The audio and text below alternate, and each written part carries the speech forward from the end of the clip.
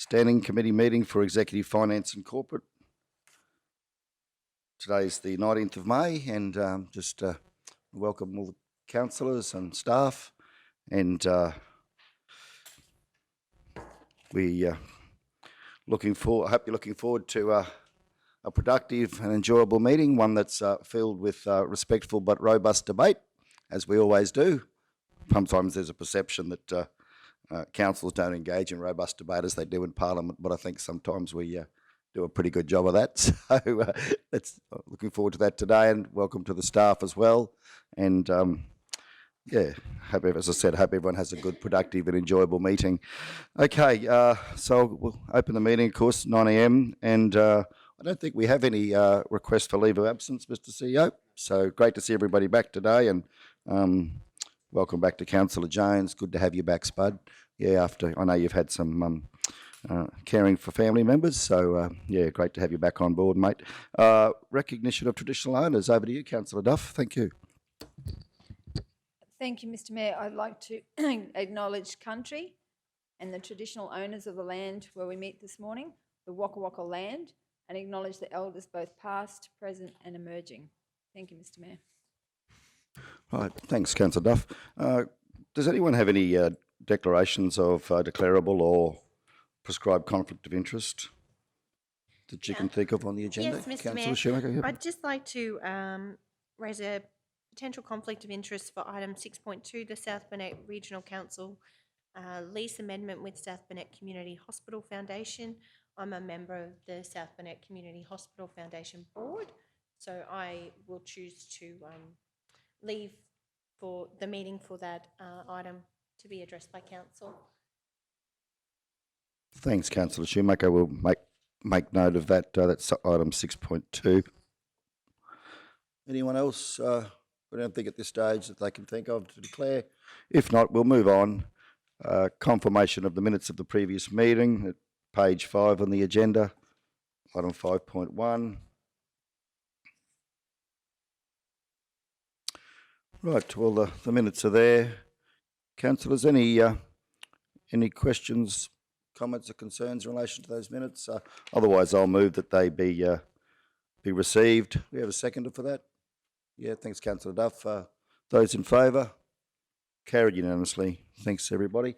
Okay, 6.1 is the Corporate Services, People and Culture, Communications, Media, Finance and ICT Portfolio Report, and that's at page 20 on the agenda, and I'll my pleasure in presenting that now. Right, well, with Corporate Services, this past month, Council partnered with the State Government, providing Privacy Awareness Week 2021, making privacy a priority. The governance team provided awareness notifications to staff, themed up Council's customer service centres, and offered the opportunity for staff to discuss our information privacy obligations. This initiative was a great reminder about the importance of protecting and respecting the personal information we hold, with staff obtaining further understanding of our information privacy rights and responsibilities. A review of Council's corporate forms has commenced, with Corporate Services currently maintaining a suite of 275 forms. This project has commenced in line with the administrative changes to Council's 85 policies and 95 procedures, as per Council Resolution 2021/296, endorsing relevant title, name, policies and procedures. Vacant positions within the Corporate Services team have been filled this month, which has enabled a more concerted, consistent approach to these functions. Coordination of the development of Council's annual operational plan for 2021-22 has commenced, with the draft document circulated to the senior management team, myself and my fellow councillors for review. The operational plan identifies activities that work towards achieving our goals, objectives and strategies outlined in our newly adopted corporate plan. The operational plan will be adopted by Council prior to 30 June, providing the framework for Council's annual budget. On to People and Culture, the Staff Award Luncheon. This year, Council is pleased to celebrate 6 staff who have reached service milestones in 2021. We have 4 staff with 20 years service, 1 with 30 years and 1 with 40 years. To celebrate this milestone, We will be holding a luncheon for those receiving awards at the Kingaroy RSL, with invitations extended to the Mayor, councillors and the senior management team to attend on the 17th of August 2021, and very much looking forward to that. I know that Council's been doing a lot of good work. Mr CEO, thank you for acknowledging tremendous work of staff. Isn't that amazing? People with 20, 30 and 40 years of service. That's almost a lifetime of dedication to the organisation, something you don't see a lot of these days, but great to see we've got some wonderfully committed staff. Learning and development, trainees. Council has filled 9 of the 10 allocated traineeships and all are tracking along well. Several have already completed modules of their training, which is great to see. Our final traineeship in horticulture has been re-advertised and we are processing these applications now. And I know fellow councillors will share with me, we've met some of the trainees at a morning tea and they're absolutely lovely young people.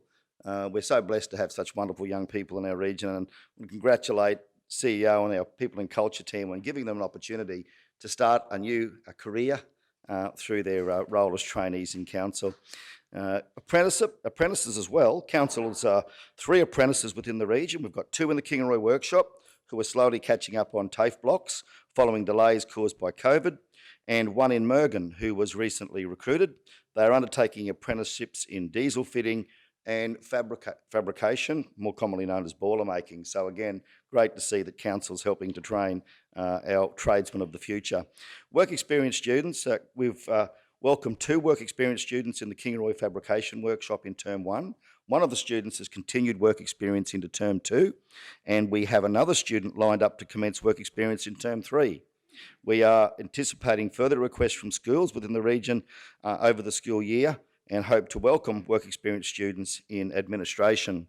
School-based trainees, People and Culture is awaiting budget deliberations to commence a school-based trainee program in 2022.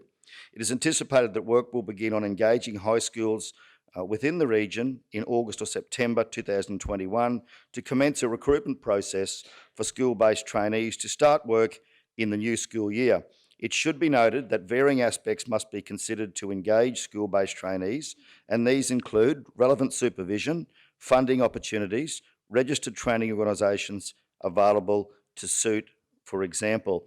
And again, I just want to acknowledge our senior management team and our manager of People and Culture for the wonderful work being done, providing opportunities for our school students through work experience and now significantly through consideration of possible future school-based traineeships.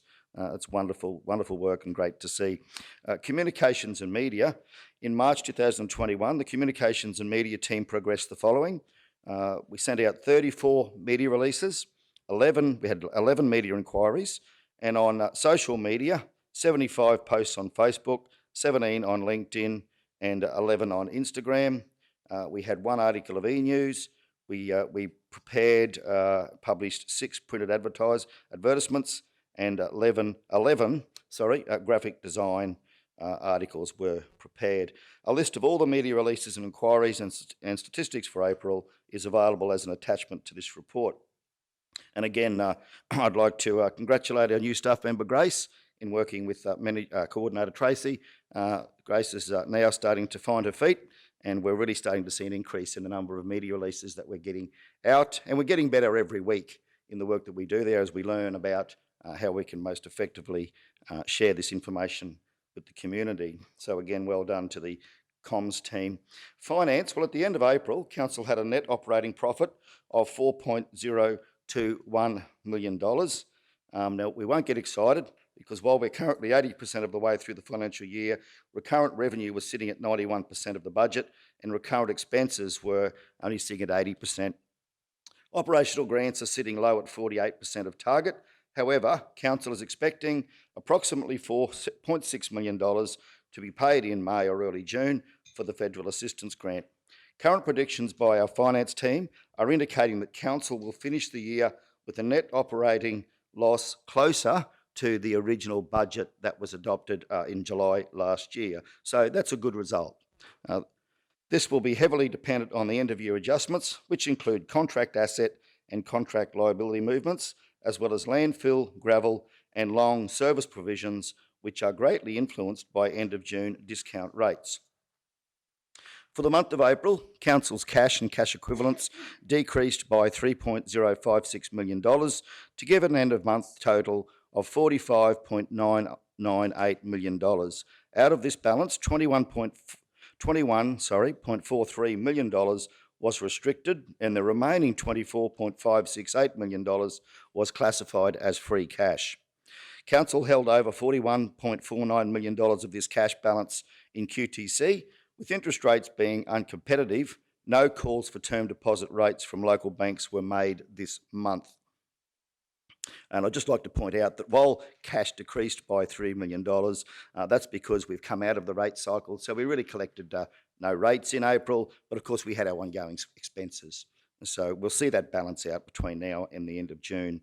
Council's capital works program at the end of April saw $29.752 million of the $38.529 million budget being committed or spent. This equated to approximately 77% of the $29.752 million. Almost $21.88 million had been spent, and the remaining $7.8 million was committed. This meant that a total of 57% of the total budget had been spent by the end of the month. Departments have been concentrating on getting their capital works programs spent by the end of June, with high priority on those which are funded by grants, where the grant completion date is June 2021. And of course, it has been a challenging year. We had a bit of a windfall with the $3.3 million from the state government with COVID, but of course that put our staff under a lot of pressure trying to get all these COVID projects delivered by 30 June.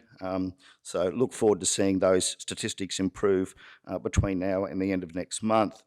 Now, at the end of April, Council had borrowings of $33.297 million, with $2.878 million considered current and the remaining $30.4 million non-current.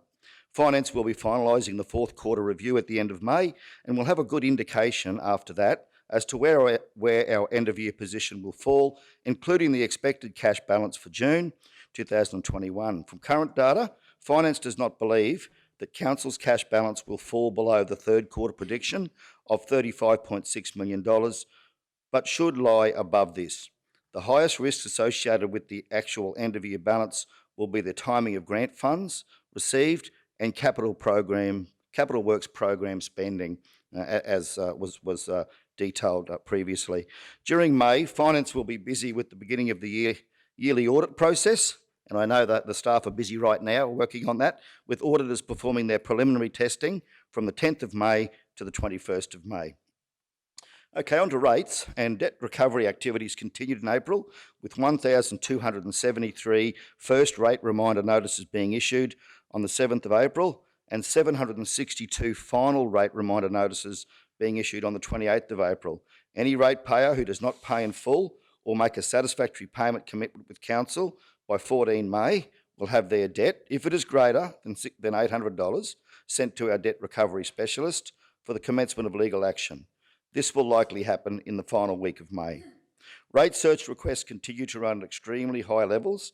While this has benefited Council greatly by an increase in rate search revenue, as well as clearing up some properties with large and long-standing rates debts, it also impacts significantly on internal resources. By way of comparison, rate searches from 1 July 19 to 30 April 20 totalled 763, whereas rate searches for the period 1 July 20 to 30 April 21 totalled 1,407. This workload later flows onto the processing of property transfers, change of ownership letters, pensioner applications and splits processing. As we move through the month of May, the rates section is preparing for the 6-monthly reading of water meters, commencing at the end of May. Any notified changes to water meters are being updated into Tech 1.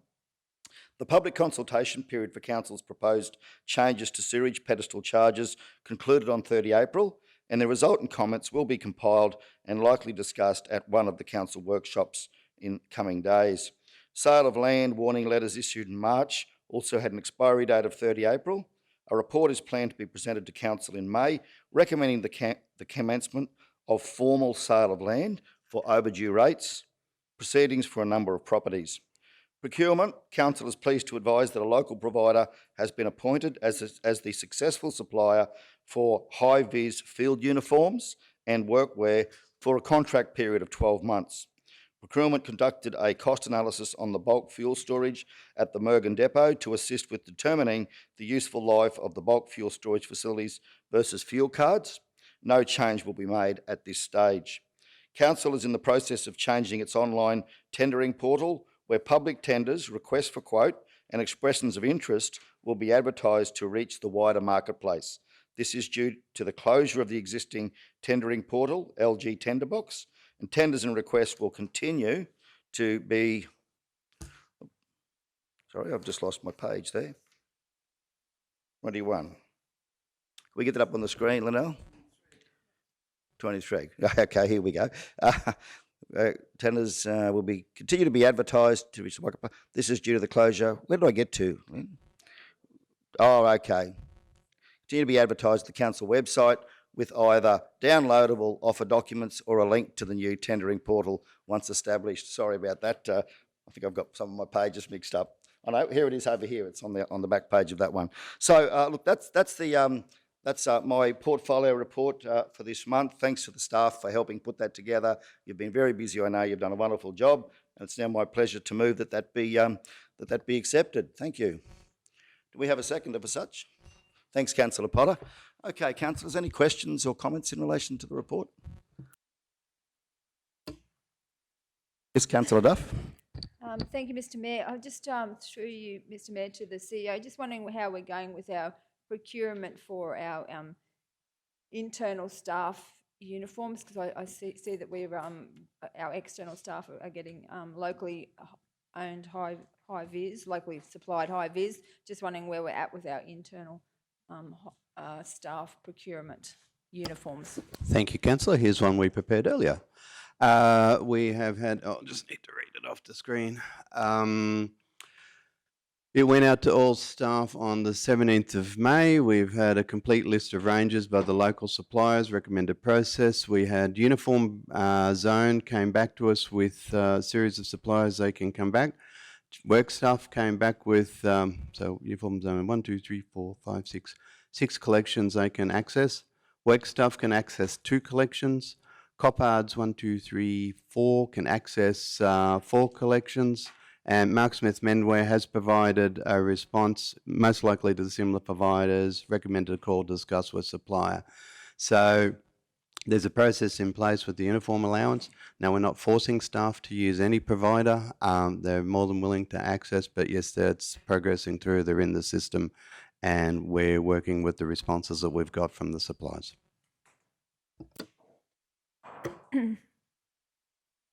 Thank you, CEO Mark. I'm really keen and will be proud of Council the day that all of our staff, both outside and inside, are proudly wearing locally supplied uniforms. So I hope that through this process that can be an outcome that that we can that I just think it would be wonderful if our internal and external staff were all wearing council uniforms made locally and provided locally. Thank you. Councillor Duff. Thanks, Mr CEO. Councillor Shoemaker. Yeah, thank you, Mr Mayor. Thank you for your report. Just as always, just watching with the federal budget coming down and the LGAQ advocacy around the FAGS grants, it remains at the 0.6% of the Commonwealth's estimated taxation revenue, and Queensland governments are set to receive $261.9 million, which is a marginal increase on the $244.2 million that we got from 2021.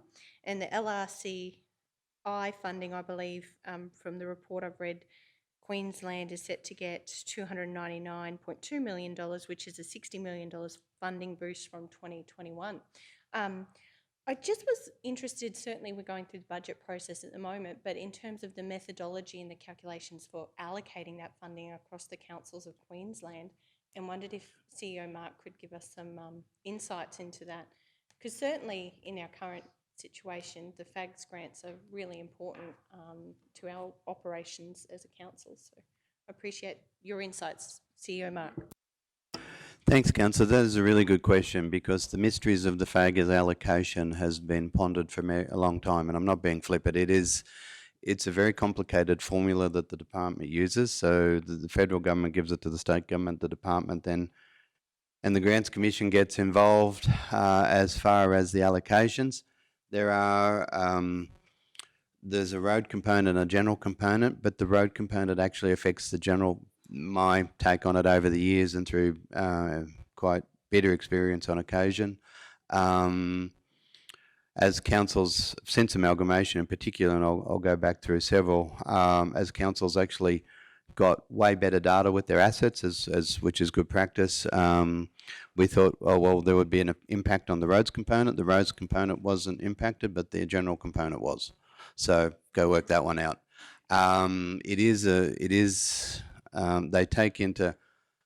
They take into a range of considerations. Now, this is a very just brief over the top, but size of the council area, the population, the rates income, own source revenue. They used to take into, now this is going, and I don't know if it's helpful or not, but they used to take into a consideration, not an equity factor, but a decentralization factor, like a distribution factor.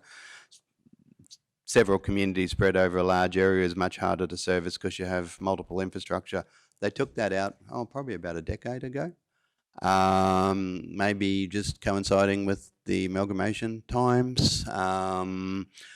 That's just a personal observation, not said in fact in any way, shape or form.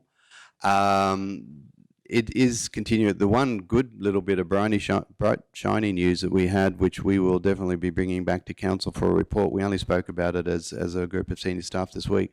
I think within the last 5-7 days, we had a letter that the state is actually embarking on a review of the whole methodology. So there will be a formal report come back to council with a formal resolution that we jump into this pit with both feet.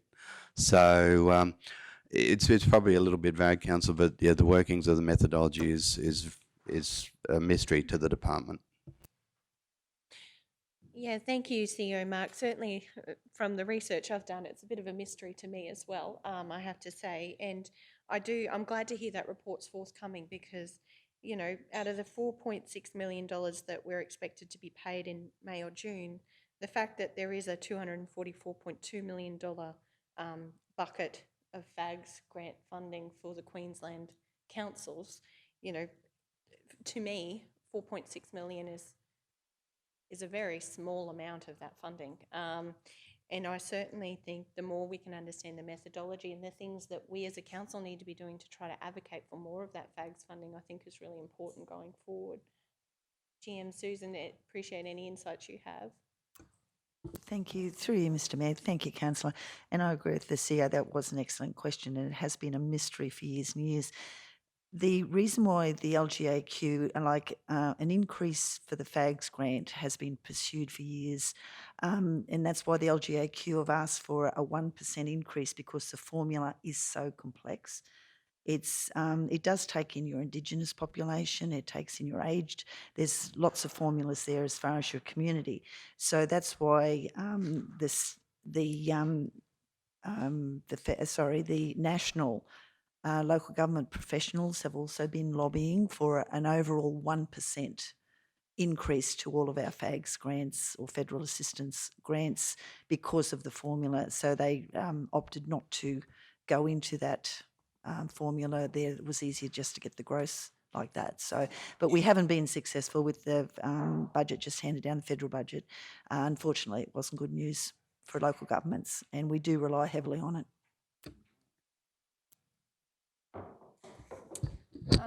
Through you, Mr Mayor, are we going to workshop our operational plan? I noticed that there's been some start on the operational plan, so that's the question, are we going to workshop it? Happy to, Councillor. Yes. Finding the dates are the tricky bits, but yes, next week after the general meeting, we've got, there's the land sales workshop that council's requested. We need to come back and have a talk to you about Works for Queensland because that's a workshop that's been requested, and operational plan absolutely needs to be workshopped, yes. Thank you. I think it's really important that we are all on the same page and our operational plan aligns with our corporate plan, so I'm very keen to workshop that one. Just another question, if that's okay. I noticed in the report that you've said that that we need to supply some budget allocation if the people in culture are waiting on our budget deliberations to ensure that we progress the school-based trainee program. Just wondering what we need to put in the budget to ensure that that happens. Here's one we prepared earlier for you, Councillor.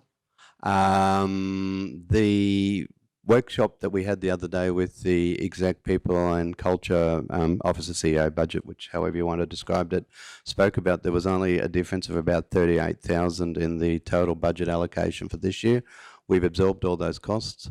In going through and having a look at our staffing for next year, we will be able to absorb, so given that that's the budget that Council brings down on 30 June, we'll be able to absorb the school base into that current budget.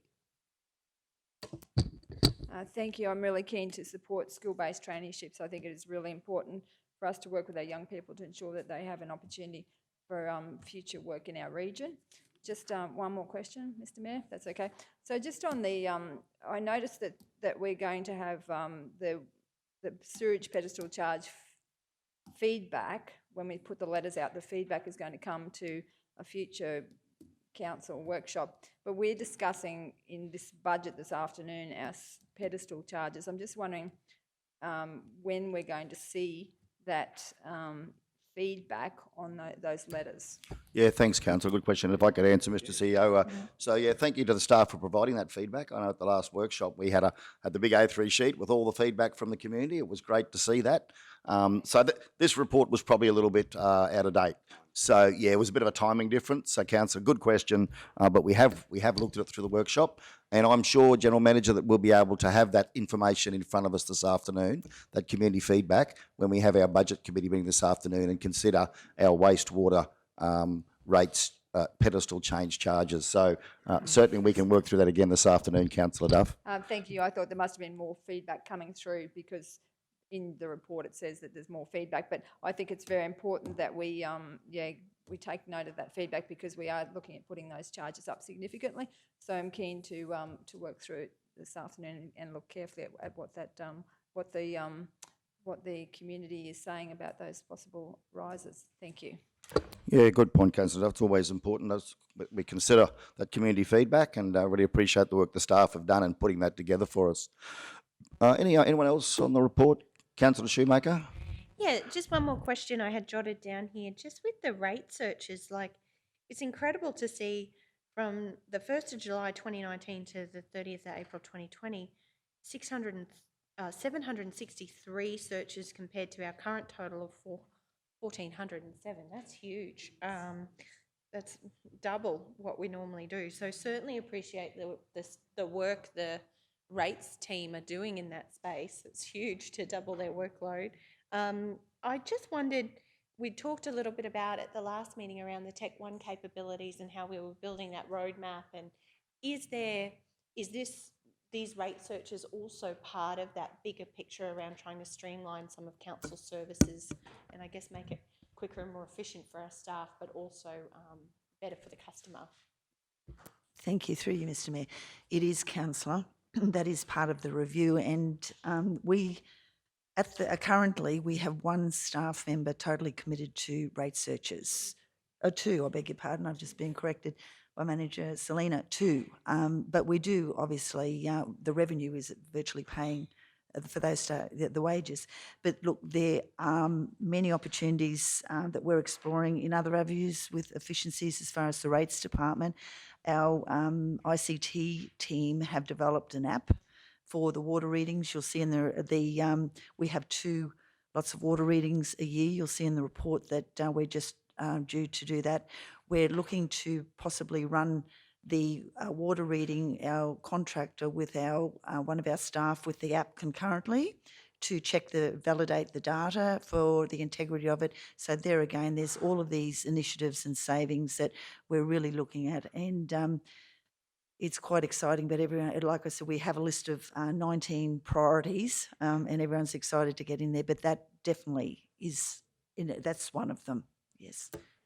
Just how incredible is that? Like it's an app that our team have developed that's going to, so I imagine that was previously entered manually. Is that correct? Yes. That's correct, councillor.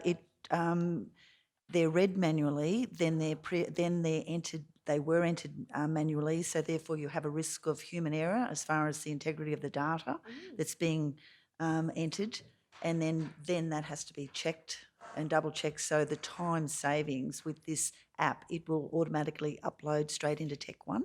Wow. So yes, so it's in the testing stage at the moment, and we're quite excited about the outcome of that. Oh, that's fabulous. Huge congratulations to to both teams for making that possible. And I guess those little wins will all add up in the end. That's fabulous. Thank you. Okay, thanks everybody. Probably just a couple of observations there, and good question, Councillor Schumacher, in relation to the FAGS grants. So for the benefit of the community, primarily FAGS stands for Federal Assistant Grant Scheme. The federal government provides 0.6% of tax revenue to the states across Australia for that scheme, and as you highlighted, there's about $242 million there in total in 21-22. Our council has been receiving a declining amount of FAGs, not just when one compares it against the time value of money around CPI, but also in real terms. So last year we took a cut of just under $200,000 on our FAGs grant, and in fact, for the community, our council took the greatest cut of any council in Queensland in percentage terms, and we are yet to get, and I'm yet to get a full understanding as to why that's the case. CEO and I are travelling to Parliament House on Tuesday of next week, and one of the meetings we'll be having will be with the Deputy Premier, our local government minister, Stephen Miles, and on the agenda is to discuss the FAGS grant methodology and also to seek to open the door for myself and the CEO to start a process of having very clear conversations with the Grants Commission. We're hoping that the Minister will open the door for us to work directly one-on-one with the Grants Commission, so that we as a moderate, medium-sized regional council can demonstrate to the Grants Commission the impact that decline in funding has had on our region. Because at the end of the day, when we get less federal assistant grants money through the state, we have to make that up through rates. So just for the benefit of the community, that's one of the challenges we have. Declining revenue from the government is putting pressure on our ability to service the needs of our community and pressure to increase rates. So just wanted to make that clear. So we're hopeful that we'll get a good hearing with the minister, and then out of that we can start that dialogue with the commission, and also picking up on the point that the CEO made, that the FAGS grants are undertaking a review. So the Commission's process, their convoluted formula is going to be reviewed, and let's hope that out of that we'll see a simpler and more equitable system for the distribution of that money. Look, just a couple of other things. One of the upsides with funding is that we do get Works for Queensland. It was good that we received another $5.6 million over the next 3 years, but we do have to spread that over 3 years. So it's important that we don't spend it all at once, because 3 years is still a long period of time that we've got to use that money for. And in conversations I've had with the Minister's office in recent times, just want to get some clarity around that. The indication from the government is that they will continue to provide that Works for Queensland money over this term of government and this term of council.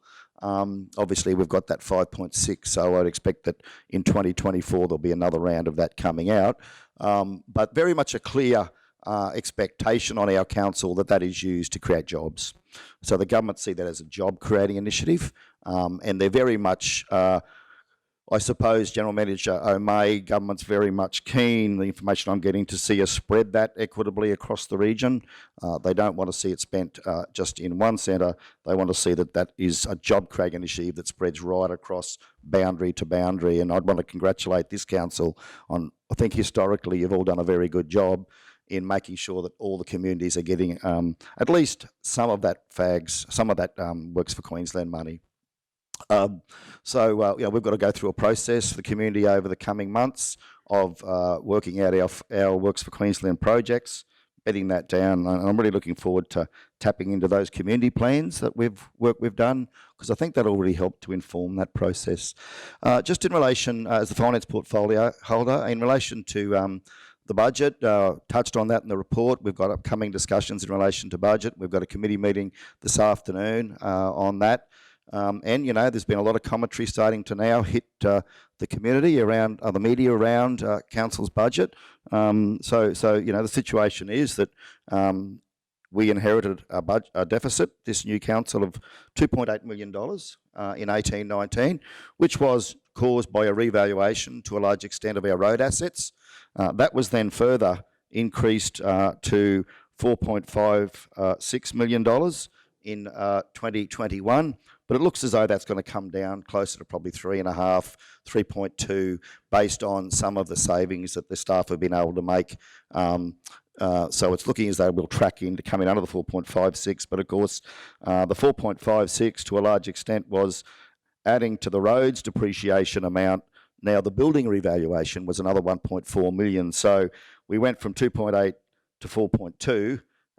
We're probably going to come in around 3.2. So we've actually improved our situation by finding savings of about $1 million to offset that extra 4.2 in increased depreciation on roads and buildings. So I just wanted to probably share that with council and thank the work that I know the CEO and the finance staff have done, and the departments, in trying to, you know, keep that deficit as low as possible.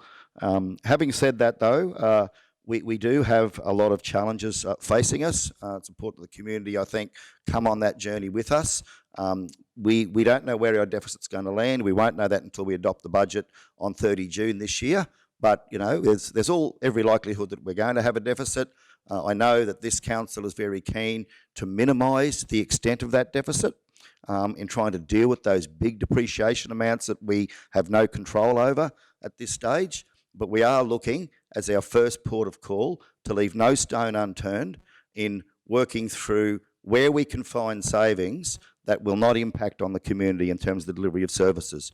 And I know there's been some commentary out in the community about the need to increase rates, about the need to divest of duplicated assets across the region. From a regional perspective, as the finance portfolio, as one councillor, I would think that would be the last port of call. I would hope that would be the last port of call, that we look to find internal savings in relation to our overheads, around our white fleet, our vehicles, our expenditure on consultants, where we can perhaps do the work ourselves with our staff.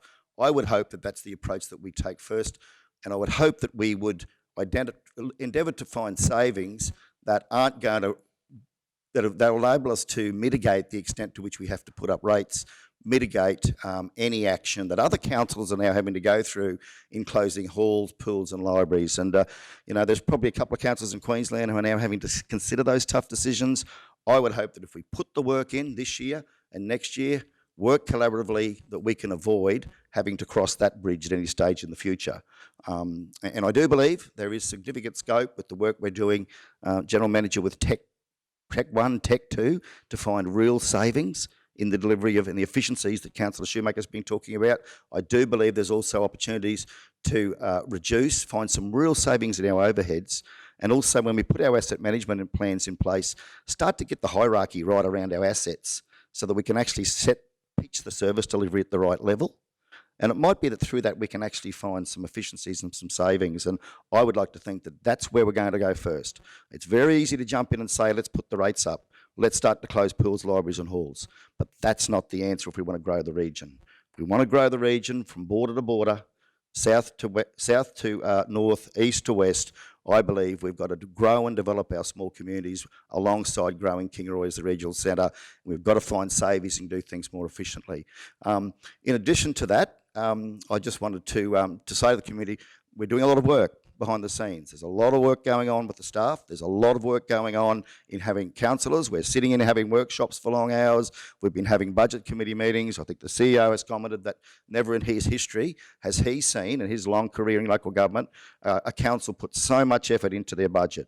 So I want to make it clear to the community, we are doing a lot of work in this space. We are leaving no stone unturned, and we will do our best to deliver as close to a balanced budget as we can, but it is a work in progress, and much like the roads that Councillor Jones talks about, these things don't happen overnight. They're a work in progress. Give us a couple of years, we'll get this budget back into surplus, but we need to all work together, pull together, and we need to be really, really careful moving forward, colleagues. When we make decisions about spending money, whether it's capital money, that we do our due diligence, we do our research, because we've got some real big challenges coming our way over the next 10 years. And on that, I just wanted to also note, and I'll stop shortly, 57% general managers of the capital budget has been spent thus far. I am a little bit still concerned, and I know I probably shouldn't be, but a little bit nervous that we're going to spend all of our Works for Queensland by 30 June. And a little bit nervous about where we're going to land with our CapEx. But I say that acknowledging that we had an extra big CapEx this year because we got fortunately given that 3.3 million. And I know every council in regional Queensland's having trouble spending their Works for Queensland by 30 June, particularly when we've got an inability to we can't get supplies because of the building boom. It's hard to get contractors. I just want the community to know that there are real challenges there. But we're keen to get some feedback on two things. How are we tracking in terms of that CapEx list? And also, where are we going to land with Works for Queensland come 30 June? Because as we know, if we don't spend it, we've got to give it back. And we're not giving any money back to the government. We can't afford to. So GMs, open up to you to give us an update on that. Thank you. Yeah, thank you. Through you, Mr Mayor, I'll just comment on the Works for Queensland. Yeah, we do expect to complete the program. We are talking to the department just about putting a variation in because we're just looking at making sure we can, where there's been under expenditure in one of the programs, we can offset with the other program and actually looking at adding a projects in. So just make sure we can spend the $3.3 million on the Works for Queensland project, and we are looking at making sure we're concentrating on the Works for Queensland projects that can be completed. So some of our capital projects, we're making sure that we're getting the Works for Queensland, the funded stuff done first. So yeah, it is a spend, but we're actually basically just shuffling those buckets around to make sure that we can actually get the entire 3.3 spent, because we have, as you've mentioned, you hit it. We've got projects that are delayed through to materials not being available. So we're making sure that we can get the substituted projects in that can be completed in time through the program. And I am aware, I know there's a couple of projects at the moment where there's $300,000, $400,000 projects that are nearing completion. So we've got big invoices that are outstanding at the moment. So yeah, the next few weeks we'll have those big invoices and projects rolling in. But yeah, we'll be working probably right up till the 30 June to get them completed. But yeah, we do expect to have that grant funding out the door. GM, would it be possible to have an update report on the CapEx brought to the committee's June standing committee meeting so we can work through that line by line? Yeah, I did mention that we have got the fourth quarter review we're actually doing at the moment. So we have got that project and can go through them line by line. So that's basically there. Fourth quarter review, feedback from the staff's due 28th of May. So that report, absolutely, Mayor, that's coming. And as General Manager said, you'll get line by line. Yeah, thanks, Mr. CEO and GM. Very much look forward to working through that, seeing how we're going to land come 30 June. Okay, councillors, I'm keen to hear what the other councillors have comments around the budget. Other councillors, the budget process, how we're tracking, the information you've got from the report. Any comments around the table, questions? Councillors? No?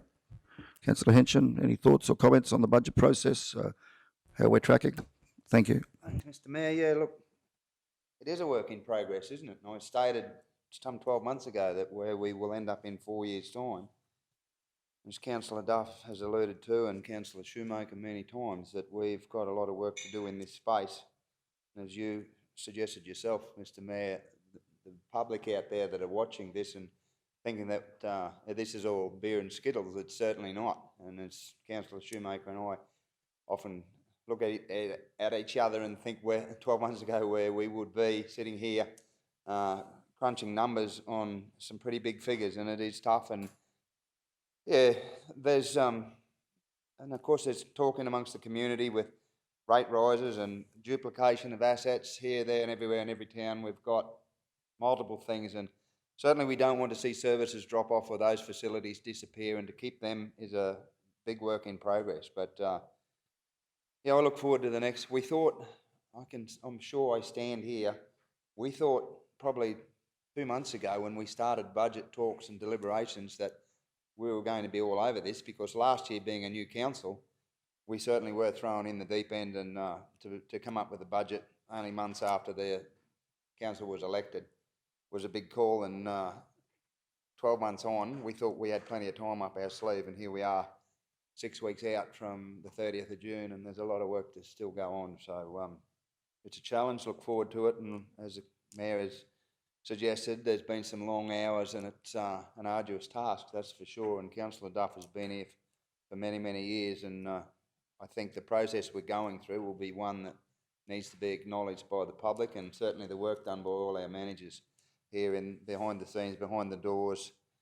Thank you, and we've got a lot of work to go on this in the next 6 weeks, so look forward to it though, I really do. The numbers we crunch and the things I sit here and read, I'm sure many people aren't aware of just what is involved in this process, but as all of the councillors sit here around me, we grab this with both hands, and we will do our best to do the best for this community and the South Burnett. Yeah, thanks, Councillor Henson. Just as you said, we're a new council. We're only just over 12 months into our term. It's very important to acknowledge the work that's been done.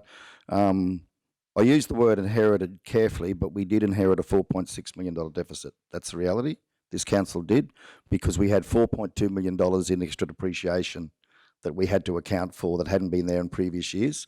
So no fault of the previous council. It was just a process that had to be gone through and done. And it looks as though we're going to bring that down by 1.4 million to 3.2.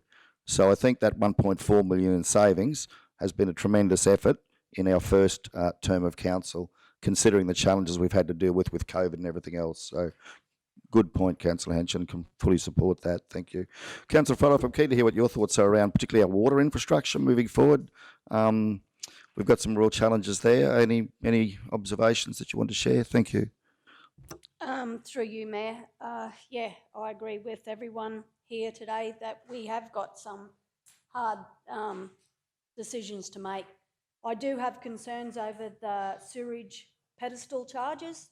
I have had a lot of people around, a lot of constituents in my area not happy with the extra pedestal charges.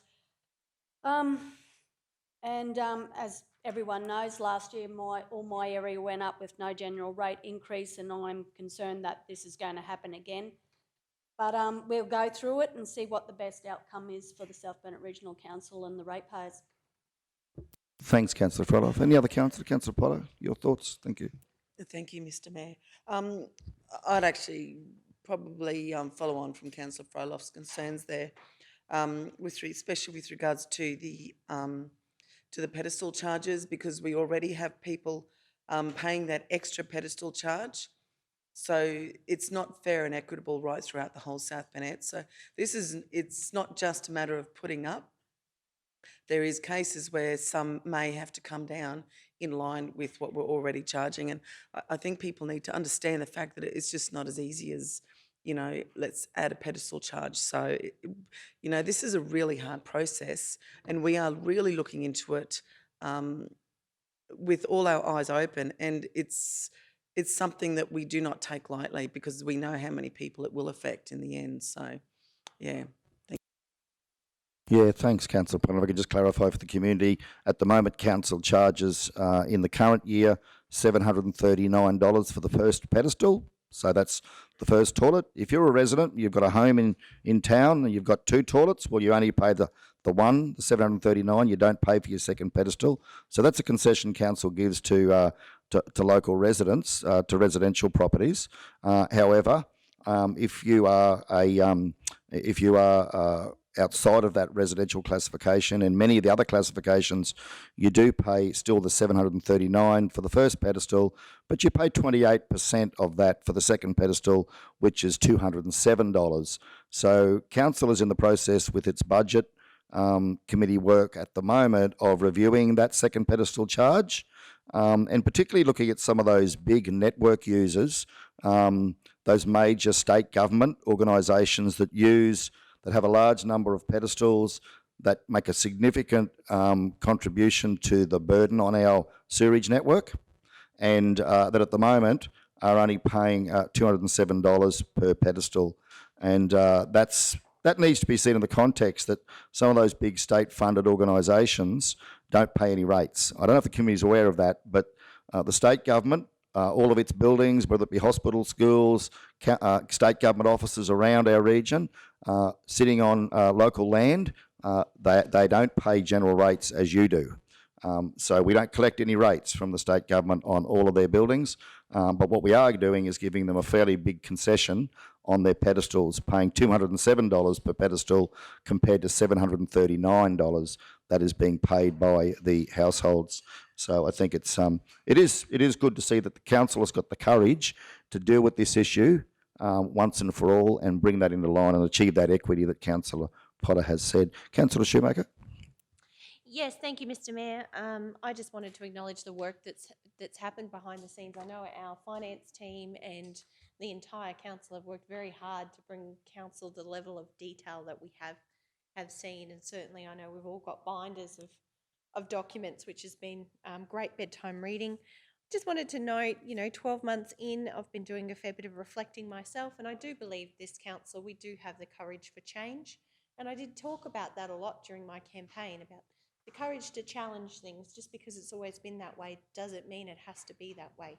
And sometimes there is something different that can be done. So I just want to acknowledge the work that's happening, the big picture thinking. I think we've very much thrown the box away, and I encourage my council team to continue challenging, asking those questions. I think there is so many good things happening, and sometimes we don't notice them as much as we should. Certainly, I think we have the courage for change. I think we do have a continuous improvement mindset, and I think we are innovative in the way we are thinking about the way we're delivering services. So I'm looking forward. There's still plenty of work to be done. This is only just the beginning. I feel like we've just scratched the surface. So thank you, Mr. Mayor, and thank you to the team. It's going to take a team to deliver the budget, and I really do appreciate all the work everyone has been doing behind the scenes, all the conversations that have been had, and all of the information that's come to the table. Yeah, thanks, Councillor. Councillor Jones, did you want to add anything to that? Thank you. Yeah, thanks, Mr. Mayor. I have been away in the last week and a half. Haven't been right involved in the particular conversations of budgetary talks, but I have kept up to date with everything else that's been going on and discussions. And I agree with everything that's been said here this morning. But I'm also, just me personally, I'm very aware of the fact that when we start making these hard decisions and all that sort of stuff, I don't want to see the people in the community suffer through a service level that drops or expectations. And as we know, the expectations of our community is very high. And if we were to make decisions to simply save money and bring the deficit down and lower our commitment to the community and our service levels to drop, that's just where I said I think we've all got that idea of, we're very aware of that fact that we don't want to be detrimental to the services that we provide to the community, but also we're also very conscious of the fact that, as you've said, Mr. Mayor, and alluded to quite regularly, that we want to see our deficit disappear. That would be in a perfect world. How long it takes us to get there, how we get there, that's the critical thing. If we can continue lowering it, and as you see, our report here this morning, the 3.2 possibly is what we're going to come in. I think that's a great start, considering that, as you mentioned, 4.6 down to 3.2. If we can continue dropping our deficit, $1 million, $500,000, $1 million a year, and it takes us 2 or 3 years to get back to a level where we don't have that deficit without being detrimental to the services that we supply to the community, I think that's very critical. So happy to be a part of it and agree with everybody that has spoken here before me. There is a lot of work goes into this, a lot of work behind the scenes with our staff, and I've said quite regularly in open conversations, this when you come to rates, fees, charges, all that, it's the most difficult thing that a council will have to deliberate over, because if you fix someone else's problem, you create a problem usually somewhere else, and it becomes another problem. So when it comes to budgets, rates, fees, charges and all that sort of stuff, it's one of the hardest things that we deliberate over. And again, using Councillor Shoemaker here as an example, just, encouraging the council team, and we all work, towards the outcome that is beneficial for everybody. I believe we all have that same mindset in that particular way. We might disagree on a lot of other things, but I think deep down the whole 6, 7 of us, including all the senior management team and all the other staff, we all want to do the best we can for the community. We all want to make savings. We all want to give them a better result, but it's a very difficult task that we have in front of us. But certainly happy to participate and very happy to work as a team moving forward. Yeah, here, Councillor Jones, well said. And it is about being careful and considered in making decisions, not making rash decisions overnight, but about transitioning into surplus over time in a careful, measured and mature way, so that we, as you said, we minimise the impact on the community and do it very thoughtfully. So yeah, excellent conversation. Thanks everybody for sharing that. Okay, so we've got that on the up at hand. So do we have I'll go to the vote. All those in favour? Carried unanimously. Thanks everyone. All right, so now we're on to item 2.8, which is the council's lease with the South Bennett Community Hospital Foundation Limited at page 28. And just note that Councillor Shoemaker has declared a conflict of interest and left the room and will stay away until the matter's resolved. And page 28 there, councillors, you can see that we've got that report. I might hand over to you, Mr. CEO, just to give us the background on that. Thank you. All right, Mr. Mayor, thank you. I'll be very brief with this one today. We had a review of the current lease. There's a full report coming to the ordinary meeting, which is the most appropriate meeting for the discussion about the foundation. So that will be presented next week at the general or the ordinary meeting.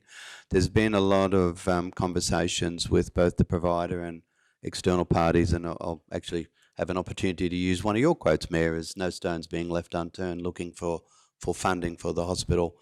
There is a range of conversations with the auditors. It's quite a complex discussion, and that will be presented to closed session next week because of the commercial nature of a number of discussions. So in the interim, council staff, and in particular I'll acknowledge Rosie, has done an excellent job with our tenants down there. So we've got a range of, we've got 5 of the 6 units filled this year, which has been the highest volume we've had for some considerable period of time. We've had the 6th unit, we've got a nibble on that now, whether that comes to pass or not, but that would be 100% occupancy in our rooms at the site, which would be terrific. And I don't think in my 3 years we've had I'm looking at Council Potter, 100% occupancy down there. We've got a number of the tenants asking us for long-term or longer-term leases. So the head lease runs out between council and the foundation this year. And what we would recommend is this is a mechanical resolution to extend the head lease 12 months to allow for the negotiations and discussions that need to take place so that we can set in place a long-term solution for this building. Well said, Mr. CEO. Thank you. That's a really good summary. So, councillors, we've got the recommendation there that the committee recommends to council that the following amendments be made to the existing lease held between SBRC and South Bennett Community Hospital Foundation Limited, being the lessee. 1, and item 6 of the Form 7, that the expiry date is amended to 30 June 2022. Item 2, in Part 1, reference particulars in item E, the duration is amended to 20 years, 3 months and 16 days. And item 3, that in Part 1, reference particulars in item 3, the expiry date is amended to 30 June 2022. Do we have a mover for that? Thanks, Councillor Potter. Second. Thanks, Councillor Duff. Speakers for or against? Those in favour? Carried unanimously. Thank you all. Thank you, Mr. CEO, for your work. I know you put a lot of hours in on supporting our community hospital, and we're very much indebted to you for that. Thank you kindly. We'll now welcome Councillor Shoemaker back to the meeting, having resolved item 6.2, and we'll move on to 6.3, which is adoption of supporting information for developing guidelines for the provision of councillor administration support staff. That's at page 30. This is yours, Mr. CEO. Thank you. Thanks, Mayor. The report's fairly self-explanatory in the fact that the department has had several inquiries over an extended period of time. I think it'd be a fair summary, well, a number of inquiries about the engagement, and we actually pretty much run along these lines as far as council interaction, as far as the basic, is the meeting on tomorrow? Yes, it is. What time is it on? Those sorts of things. These are the state-produced model guidelines that are in place. The Act now empowers the CEO to actually develop our own set of guidelines. And in speaking with the senior staff, we thought, just as a first instance, A, to bring it to Council's attention, B, that we just continue to roll along with the state guidelines at the minute, unless there's a need to do something different. And it's literally just gives a little bit of guidance. We do not have advisors, and I can't be more categoric than that. We are not in the list of councils that is eligible for an advisor. They're quite specified. There's only a certain number of councils within Queensland can have the councillor advisor role. So when we use the term advisor, we don't use it, if anyone does use the term advisor, we don't use it in this context as part of the legislation, because we are just not in that group that is able to have a council advisor. So the guidelines pick up both administrative support as well as the advisor role. So councillors, the advisor role is not relevant to us. So happy to take questions, but other than that, councillors may have already come across this on the departmental website or anything else, but it was, again, today was just an opportunity to bring it to council's attention, note the state guidelines, and then we'll just roll with it and see where we go. But at the moment, everything's running pretty well, I thought. Councillors, any questions on that? Councillor Shoemaker? Yeah, thank you, Mr. Mayor. Certainly, I think everything's running okay. My biggest concern personally is I have a fear that if I word an email the wrong way, and this has come from early in my term where I have learned some valuable lessons. I have sent emails which my intent was by no way to sound like a direction, and CEO Mark did let me know where it did actually sound like a direction. So probably for me, I personally have a fear, and I painstakingly read every email that I send to CEO Mark. And I know I fill your inbox, CEO Mark, because I CC you into everything because I am nervous about this. And I'm very nervous about it because it happened to me first in the first months of my term, completely unintentional. And because of that reason, I don't access support very often. At the moment, I know the team are helping schedule some meetings for me, but even the way I worded that email to you, CEO Mark, I was very careful because I don't want it to sound like a directive. So whilst I think we're going okay, I actually would like some guidelines, some day-to-day rules as to who, whether it's the exec team, if it's yourself, CEO Mark, and what kind of support we could get. Because to be honest, with some of these things, you know, I know it says in here filing and these sorts of things. I think that's probably not achievable for our council, but if you want to see my council filing at the moment, you can walk into my office, open up the back. I've got a cabinet, 2 doors, you can open it up, and basically every time my desk gets too full, I pick up a pile and I shove it in. And this is my filing system at the moment, because there is no way there is any time for those simple things. And that's real. I'll come show you. It's very effective. I know Councillor Jones actually put some things in the back of his ute, which I worry about. So I probably would like, you know, whilst I'm hearing you want to use the council guidelines, for me this is still very grey. For our council and our operations, it's still very grey. I know the mayor has his PA. I know there's a number of staff and executive services, and from time to time, a little bit more support with coordinating meetings and those sorts of things would be good, and I would like a cheat sheet for our council as to how we can actually access and support. Thanks, Councillor Schumacher. I can just jump in there. I actually think that perhaps the answer lies in the recommendation here that says that supporting information for developing guidelines for the provision of councillor admin support staff publication be as endorsed, as presented to develop policy to assist all parties in meeting their obligations under the Act. So I just wonder, Mr CEO, if we could perhaps recommend that up as a policy development already in train, and whether that's something we could put into the op plan for next financial year. That's me, probably. Can I? Oh, yeah, if I can go first, and thank you, Councillor. And it's commonly known as a vertical integrated filing system, which is what you're speaking about, and which pile has what document. Certainly, I actually have, the Mayor and I have spoken about this probably about 2 months back, maybe, Mr. Mayor, when I first flagged these guidelines with the Mayor. And one of the things, and it's perception is a wonderful thing about how many staff that we actually have in this organisation, and it is often a lot of perception for the size of the organisation, and the office of the CEO and Mayor.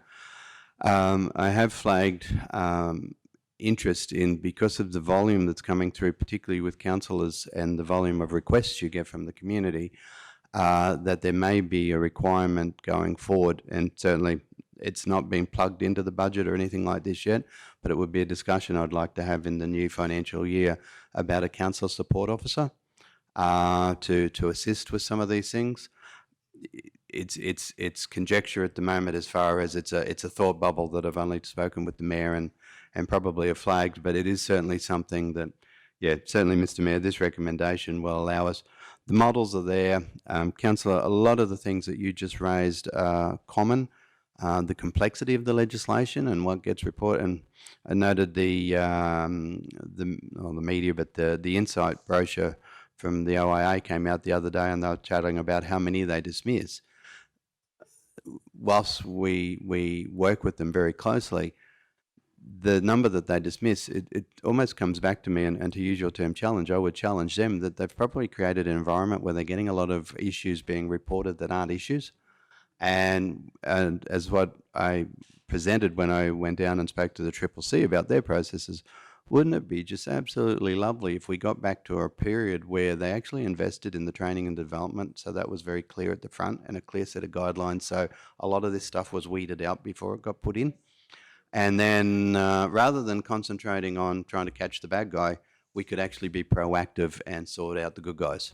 And that would be terrific. So, yeah, when I say happy, really pleased to take your feedback, Councillor, and certainly the Mayor's point, concur. This is something we'll be looking at in the new financial year. Thanks, Mr CEO. And if I could just clarify that, yeah, like Councillor Schumacher, I'm under my second cupboard of stacking papers. I do my own filing. So even though I have an executive assistant appointed to support the Mayor's office, to be perfectly honest, I try to minimise how much work I give my EA. I do my own filing. I help clear a lot of my own emails. I probably make half of my appointments myself. So because the EA has just got so much work on her plate, I'm doing a lot of it myself too, as you guys are. And I just wonder whether we could perhaps look at how that role could be considered in terms of a broader support role, Mark, for Mr. CEO, for the council as a team rather than just the Mayor.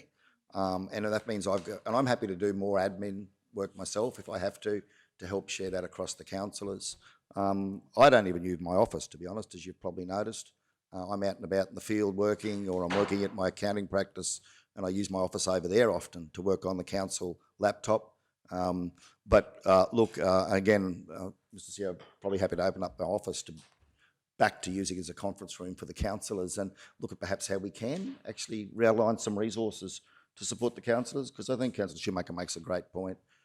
Councillors have got a lot on their plate, and it's really challenging when you've got to do all of your own stuff. We're going to work strategically as a council, but we do need that administrative support. So go to Councillor Potter shortly, but then I'd like to move on to actually getting a resolution out of this to recommend up to to council to actually get something in train formally towards developing a policy that'll support what you're saying. So, Councillor Potter, yeah. Thank you, Mr Mayor. First of all, hear, Councillor Shoemaker, I fully understand. And yes, I have seen your filing system. She has offered me one shelf in that cupboard, but only one shelf out of 4, may I add.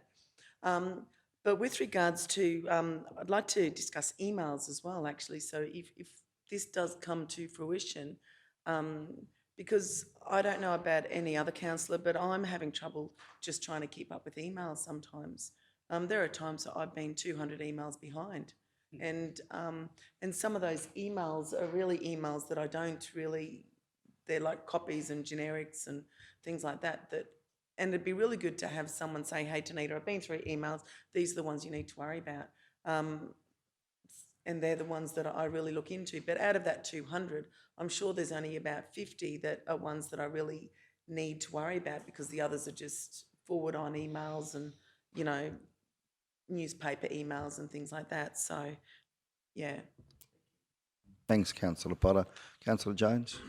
Yeah, I guess 6.3 and 6.4 are two items that certainly hit home, and I think Councillor Shoemaker has made a very poignant use of a word in nervousness. In the last 12 months in this council and the environment that we've been working in, I've got to say that I'm very nervous, and I'll take on Councillor Potter's comments around the emails. And I know that as a council, we agreed to send everyone emails and keep us up to date, but there's some emails there that we're all sending each other, and I'll admit now, I read those emails and I don't respond to a lot of them and all that sort of stuff, and I go along with Councillor Potter there that, you know, I have the feeling that maybe I don't need to respond, or not respond, but be a part of it. I rely on the other councillors and all that sort of stuff that are currently involved, but it's a very nervous situation where we're at, and this Belcara stuff and everything else that they're bringing out, and it's the interpretations and this big push for this, not this council, but every council to be open, transparent and all this sort of stuff and whatever. It just really does make you question every single thing you do. And it really does. If you use the one word in the wrong sentence or something like that, and I just think that for me personally, it's just been an easier option to just sort of stay back out of the way of it all and all that sort of stuff. And I know 6.4, the media relations, that's the next item, but that there personally, I've had media people come and ask me for comment, and I've just said no, I don't want to, because I just didn't know what, you know, where to go, what to say, or what repercussions would come back. So it is. I just want to completely endorse both councillors what they've said here, and I understand what you've just said, Mr. Mayor. You know, we do need something here to in regards to this, because it is just such a minefield. If you just go one way or whatever, and somebody doesn't agree with the way that you're putting your words together or the questions you're asking or whatever, next minute we're in the OIA. So, you know, it's just a really difficult, a really touchy area, and I'd like to see something sooner rather than later in this regard, and to 6.4 when we come to that. Yeah, it's a really good point you make, Councillor Jones, and I meant to touch on that, and you've prompted me to do so. The new laws that councillors now work under are very different to what happened in the past. And I apologise to the general managers if I don't have a conversation with you very often about things that I should talk with you about. But to be perfectly honest, I'm not going to. I'm too frightened to have conversations with our GMs. Sometimes I'm frightened to raise issues with the CEO, because if I in some way infer that it could be a direction to you or to one of the managers, then I can be charged, not with inappropriate conduct, with misconduct. Misconduct is a much more serious charge. And I know a mayor in a rural council who has spent $40,000 in the last couple of years defending charges, some of which were misconduct, because he asked questions of staff, which were then taken to be giving a direction. He has spent $40,000 out of his own pocket defending 14 allegations made against him to the government of misconduct or inappropriate conduct. That's the world that us councillors work in, and sometimes I feel as if we've got all responsibility and no rights, and that needs to change. Otherwise, government, you won't have councillors in years to come, because no one will want to put their personal assets, their livelihood, their personal money, their good name and reputation that we've all built over generations. My family's been here for 6 generations, and we've built a good name in this community. That's at risk now because I can't defend myself. And I think that needs to change. I fully support what Councillor Jones says. I apologise to GMs. That's why I don't come and have conversations with you. I will email you because I'm just not prepared to put myself at risk of being charged with misconduct because something could be interpreted wrongly. And please don't take that personally. We've got wonderful people in our senior executive team, and I know that's the last thing that you would want to do to us. But guys, that's the world that us elected representatives now work in. And it makes it very hard for us to communicate effectively with you. And we're all walking on eggshells under this new legislation, and makes it very challenging for us to do our job and meet the expectations of the community. Councillor Shoemaker. Yes, Mr. Mayor, and you know, I'm hearing the conversation. I'm not talking about war and peace. I would just like some confidence as to who I can go to. Simple things like the IT issues that we've had. You know, I raise it with exec services, and then exec services say, well, you can walk that over to IT. And then I get to IT and IT says, no, we can't talk to you. And then 2 weeks later, I go to IT and they say, oh, why didn't you just walk it over? Like, there's some of the actual practical day-to-day things that are happening in our council environment, and the culture for me is not right. We're a team. We work together. So what I really want to see is just some real clear guidance. Who can I talk to with some confidence that there's not going to be an issue and that the problem will be resolved?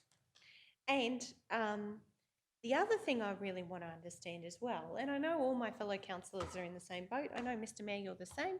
You know, we are working enormous hours, and don't get me wrong, we all signed up for the job. I knew that was part of it, but I probably also want to understand a little bit more around the expectations of a councillor when it comes to the day-to-day operations of council.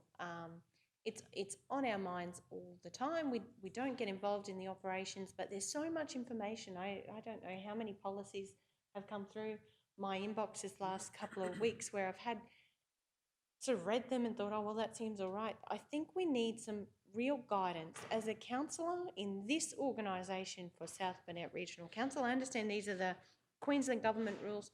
I actually want some more on-the-ground practical guidance and support for us as councillors around, you know, what are for what we are paid and the duties and expectations of the role, what are reasonable levels of how many hours should I really be in this office? Like, how many hours should I really be contributing to council business? Some really practical stuff. I would really appreciate some guidance there. Because it's all very blurry and grey, and I hate this culture of fear, and you know that. I want to see us working together better. That's my feedback. Thanks, Councillor. I suspect the example you gave is more about individuals just then, because that has been clearly enunciated on several times about the IT. So we will, without getting cranky or anything, but we will just re-emphasise that if you've got a problem with the phone, anyway, yeah, we'll sort that one out very easily. That's fine. The interesting thing on the role of a councillor, the Act gives guidance to it, and really your only obligation is to turn up to the ordinary meeting every month. And I know councillors in the state that are currently serving, that's all they do, and they get re-elected every term. So that seriously, you're a strategic board. This council has over a history of time. It's a terrific conversation because it's a much broader conversation, and it's probably something that I'm just trying to think how best to put this. The operational requests that we get for information to be brought up drives a lot of the workload. Now, that's not a bad thing, and probably you get, and I suppose it's a philosophical point of for me. I don't mind sharing, and actually I'm totally with you. We shouldn't be them and us. It's a whole organisation. It's a team. So what information is brought forward, but there has been certainly demands over a period of time, if I can use that word in a loving sense or a kind sense, that operational matters of small once it goes, and if I go back to we'll bring a report back on the success or otherwise, and on the fishing, festival fishing, councillors may have noticed as well, we've run it for 3 years now. I'm not 100% sure why we would need to bring a future report back. We will do a wrap up because I think there's a longer term. So strategic, 5 or 4 5-year period. Yep, absolutely. Where there's budget provisions made for these things, do you guys really need to see a report on it? Just we can let people go about their business and do their job. That's not saying that we won't. That's not saying we do. We respond to reports and requests. We get a lot of requests for information. Every council is different, and I now realise I'm not answering your question. Every council is different.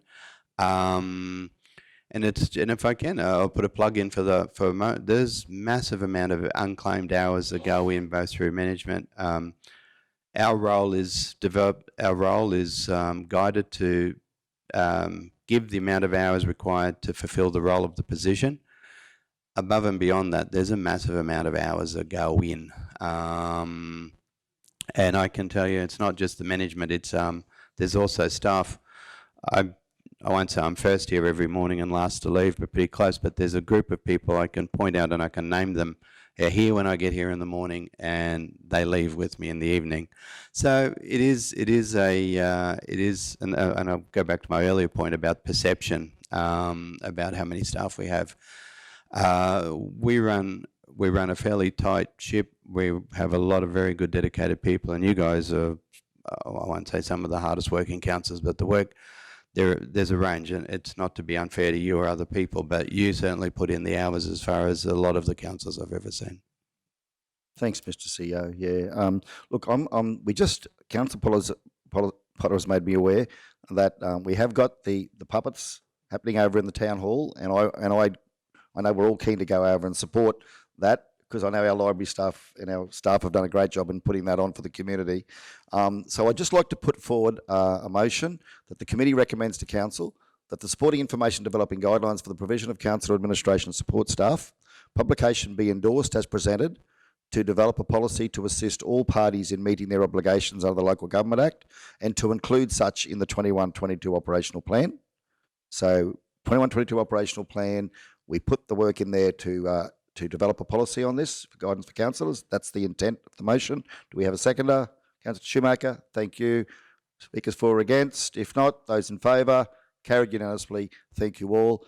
Could I now move that we close the meeting at 10:22 a.m, Mr. CEO? Mr. Mayor, the media relations was asked to be brought back, and it literally is just an update today because the policy has been said. Could we just knock that one off? You want to tick it off? Yes, Yep, please.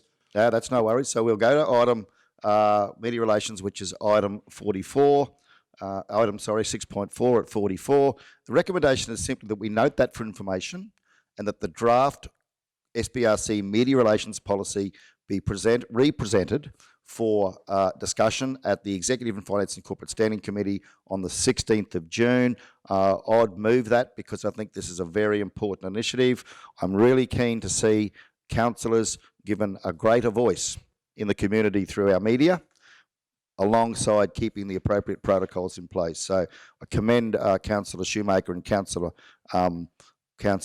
Jones for pushing me on this, because I think it's a good initiative, and I'm happy to move that. Do we have a seconder? Thanks, Councillor Duff. Those in favour? Carried unanimously. Thank you all. It's now 10:23 a.m. Thank you, Mr. CEO. I'll now move that we close the meeting and reconvene at 11 a.m. Okay, we have a seconder. Thanks, Councillor Potter. Those in favour? Carried unanimously. Thank you all. See you back here at 11 a.m.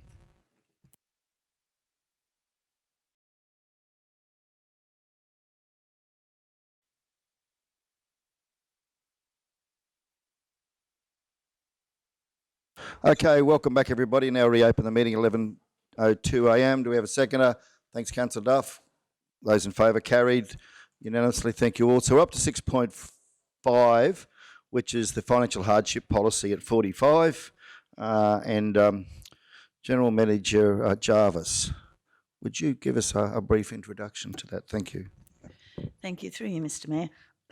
The financial hardship policy was an initiative of the last council, I believe, where people are having extreme hardship in paying for their rates. So The process is an application is sent through to it has a delegated authority there to the supervisor of rates, and he assesses it along with the financial position of the people, and then we try our hardest then to accommodate a payment plan. So once it's signed, the interest on the overdue rates ceases, and the payment plan is put in place. As I said, selling people's land or homes and that is really the last thing that this council or any council would ever want to do. So we try our hardest to accommodate the people in these hardship applications. The number is growing over the years and of people applying for them. And this way, council is assured of getting their money back, but it also is, it's showing compassion to the community and people in hardship, and there's certain criteria they have to meet. It is, one of the things is it has to be your principal place of residence. However, we encourage people to just apply anyway, and they're all assessed on an individual basis. Thanks, General Manager. Any significant changes to last year's policy? No, there isn't, Mr Mayor. Thanks very much. Okay, I'll now move that the committee recommend to council that the council's financial hardship policy be adopted as presented. Do we have a seconder? Thank you, Councillor Shoemaker. Speakers for or against? Councillor Duff. I just wanted to say, as Rural Resilience Portfolio Holder, to urge everyone to please don't self-assess, to really, that everyone needs to know about this policy. I think a lot of people don't realise we have this policy, and at the very least, even if it doesn't, if they don't meet the criteria, it opens up the door, as General Manager said, for get on a payment plan. So I just wanted to just declare that we need to get this message out, and it's also all applications are assessed confidentially and on merit. So people need to know that it's confidential and that they're not that it is worth looking at if you're at all worried about being able to meet your commitments. Thanks, Councillor Duff. Councillor Potter. Yeah, thank you, Mr Mayor. I'd like to follow on from Councillor Duff's. This was something the last council we were quite vocal about and wanting this new policy within our scheme of all policies. And the fact that this one actually helps all people, it's not just, you know, it's not just the rural landholder, it's, you know, whether you live in town or country, it really doesn't matter. The fact is, as Councillor Duff said, please do not self-assess. And I think that goes for anything, whether you're applying for you know, help through Centrelink or something like that. Just please don't self-assess. And you know what? It's okay to ask for help. Thanks, Councillor Potter. Okay, those in favour? Carried unanimously. Thank you all. Okay, 6.6, South Regional Council's undetected water leaks policy.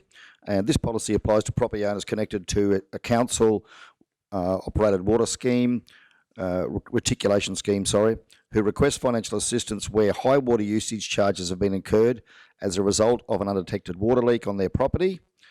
So we have a policy here that makes provision for those people to apply to council where there is an undetected water leak for some financial, well, appropriate term I think is possibly adjustment to their rates, to their water charges. Look, it is there as we see it. Question I'd have before we go put it to the vote is, General Manager Meehan, any General Managers, any significant changes from our previous policy on this one that we need to be aware of? Through Mr Mayor, not by us, no. No, good. So consistency in policy. General Manager Jarvis, any changes there from a finance point of view? No, there's nothing of significance changed there at all, Mr Mayor. Okay, Council's recommendation is that the committee recommends up to Council that the Council undetected water leaks policy be adopted as presented. Do we have a mover? Thanks, Councillor Shoemaker. Seconder. Thanks, Councillor Froloff. Councillors wishing to speak on the matter? Those in favour? Carried unanimously. Thank you all. 6.7 is Council's rate collection policy at 61. And so Council has a rates collection policy that has to be adopted every year. Again, General Manager Jarvis, before we go into discussion, any significant changes from our previous rate collection policy? Thank you. Through you, Mr Mayor, there's no significant changes to this policy on the last one. I'll just get, there's some minor ones that I'll get Manager Selena to speak to. But I just also regressing back to the hardship policy there. This also, it relates to our rate collection policy. I just want to inform council that when we do send out overdue rate notices or we flag it or letters or correspondence advising that we are looking to maybe sell our land or their houses, our hardship policy is also attached to that notice to inform people with overdue rates and that there is an option to apply for a hardship it's not the policy, it's a hardship application and with a link to our policy. So I just thought for council's information that we do everything we can to advise people in hardship that we do have these other alternatives to selling their properties. So I'll just hand it to Councillor. Yeah, thanks, sorry, Manager. to Manager Selina. Through you, Mr Mayor. This policy hasn't been updated for a few years, so I guess one of the major changes is that we've now put it in the new policy format. There's been an update to the Recovery Action 3.1 table. Previously, we had response time being around the 7 days, which is now the 14 days. The rates team were having trouble trying to keep up with the requirements in this table from the old policy. They were finding that whilst they were sending one out, they were nearly having to send another one before the other one had been received. So we've extended some of the times out there. There's minor changes to the authority level to the naming conventions because people have changed position titles. There's little minor changes to your recovery suspended to make it a little bit easier to understand because it was a bit convoluted with the old policy, but nothing major in it. They're probably the and the other one was the interest. I believe the other policy actually had the interest percentage that come out from the department in there. However, it's now just a link back to the revenue statement rather than a solid percentage that part doesn't need to be updated continually every year. And if it does miss the year, it still is relevant to that year. Thanks, Manager. Councillor Shoemaker. Yes, thank you, Mr. Mayor. I just had a question just in relation to, it's on page 68. It says the criteria for implementation of legal action, and it says in the policy that debts equal to or greater than $800 legal recovery action is taken, but the debts less than $800 are not referred to an external agency in the first instance. There's a couple of steps before that should happen. I know we've just talked about putting some of these debts onto rates assessments, and that was a project in the operational plan or something that we've been working on. I just wondered where things were at with that. Is that still something? Just an update. I know I've probably asked this question, but just an update as to where we are with those things, because I'm mindful, a couple of $100 debt here and there, and some of these repeat offenders for overgrown allotments and things are just, you're consistently seeing them come through the system. It's like they're almost waiting for us to mow their allotment and then send them the bill and then not pay the bill. So just wondered if there's what's happening with that. Through you, Mr. Mayor. So these are two separate issues. This policy is rates collection only, and so it's not economical for council for the cost to be sending debts under. It's usually about $750. It costs you more to try and collect them. So we wait till they get to that $800 mark before they actually get sent off to the debt recovery specialist. The other question regarding where we're at with moving the stuff from the PBE module across to rates model, the rates module has to be reconfigured first.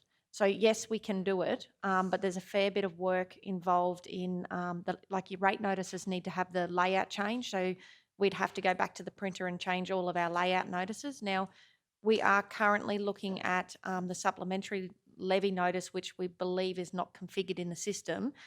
So this is all part of that review. And unfortunately, I guess business systems are kind of bottlenecked with the amount of list of projects. And until we can get some sort of, I suppose, that particular project comes up on their list will be when we get traction with it. So we've done all the groundwork as into looking that, yes, we can do it and how other councils doing it. Now we just have to reconfigure our system so that we can actually do it. So in response to Councillor Shoemaker's question, Manager, would it be fair to say that at this stage our understanding is that there are no legal impediments to us doing it? It's more about waiting until our system's developed to be able to, the mechanics of it, so to speak. Would that be right? That's correct, Mr Mayor.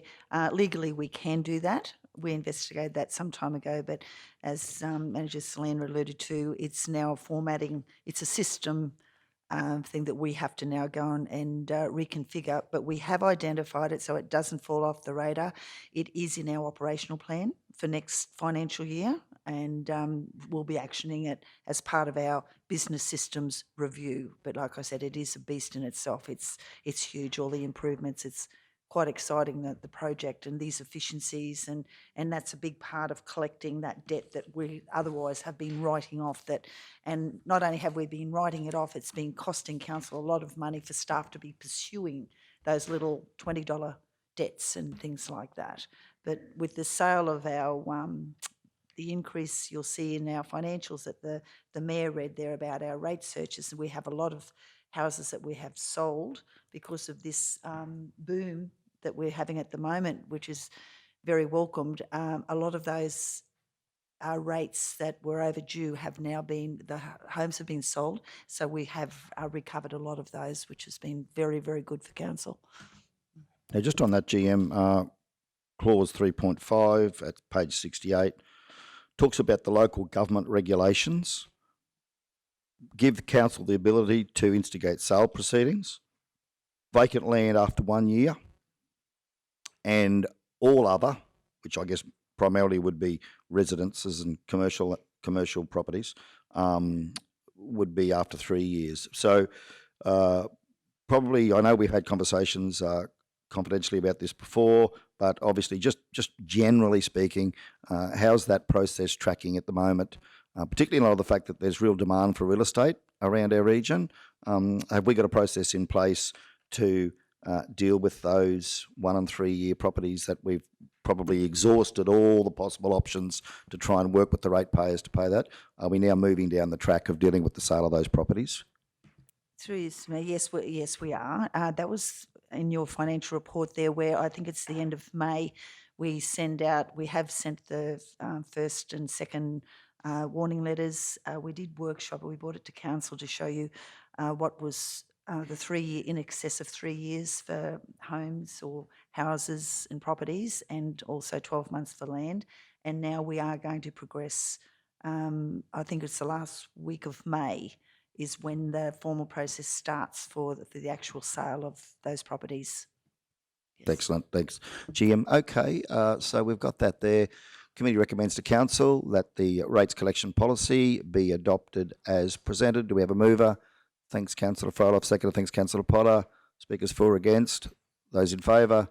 Carried unanimously. Thanks, everyone. We'll move on to Council Infrastructure Quality Policy, item 6.8 at page 70. And GM Meehan, can you provide us with a introduction as to what this policy aims to achieve? Thank you. Yeah, through you, Mr. Mayor.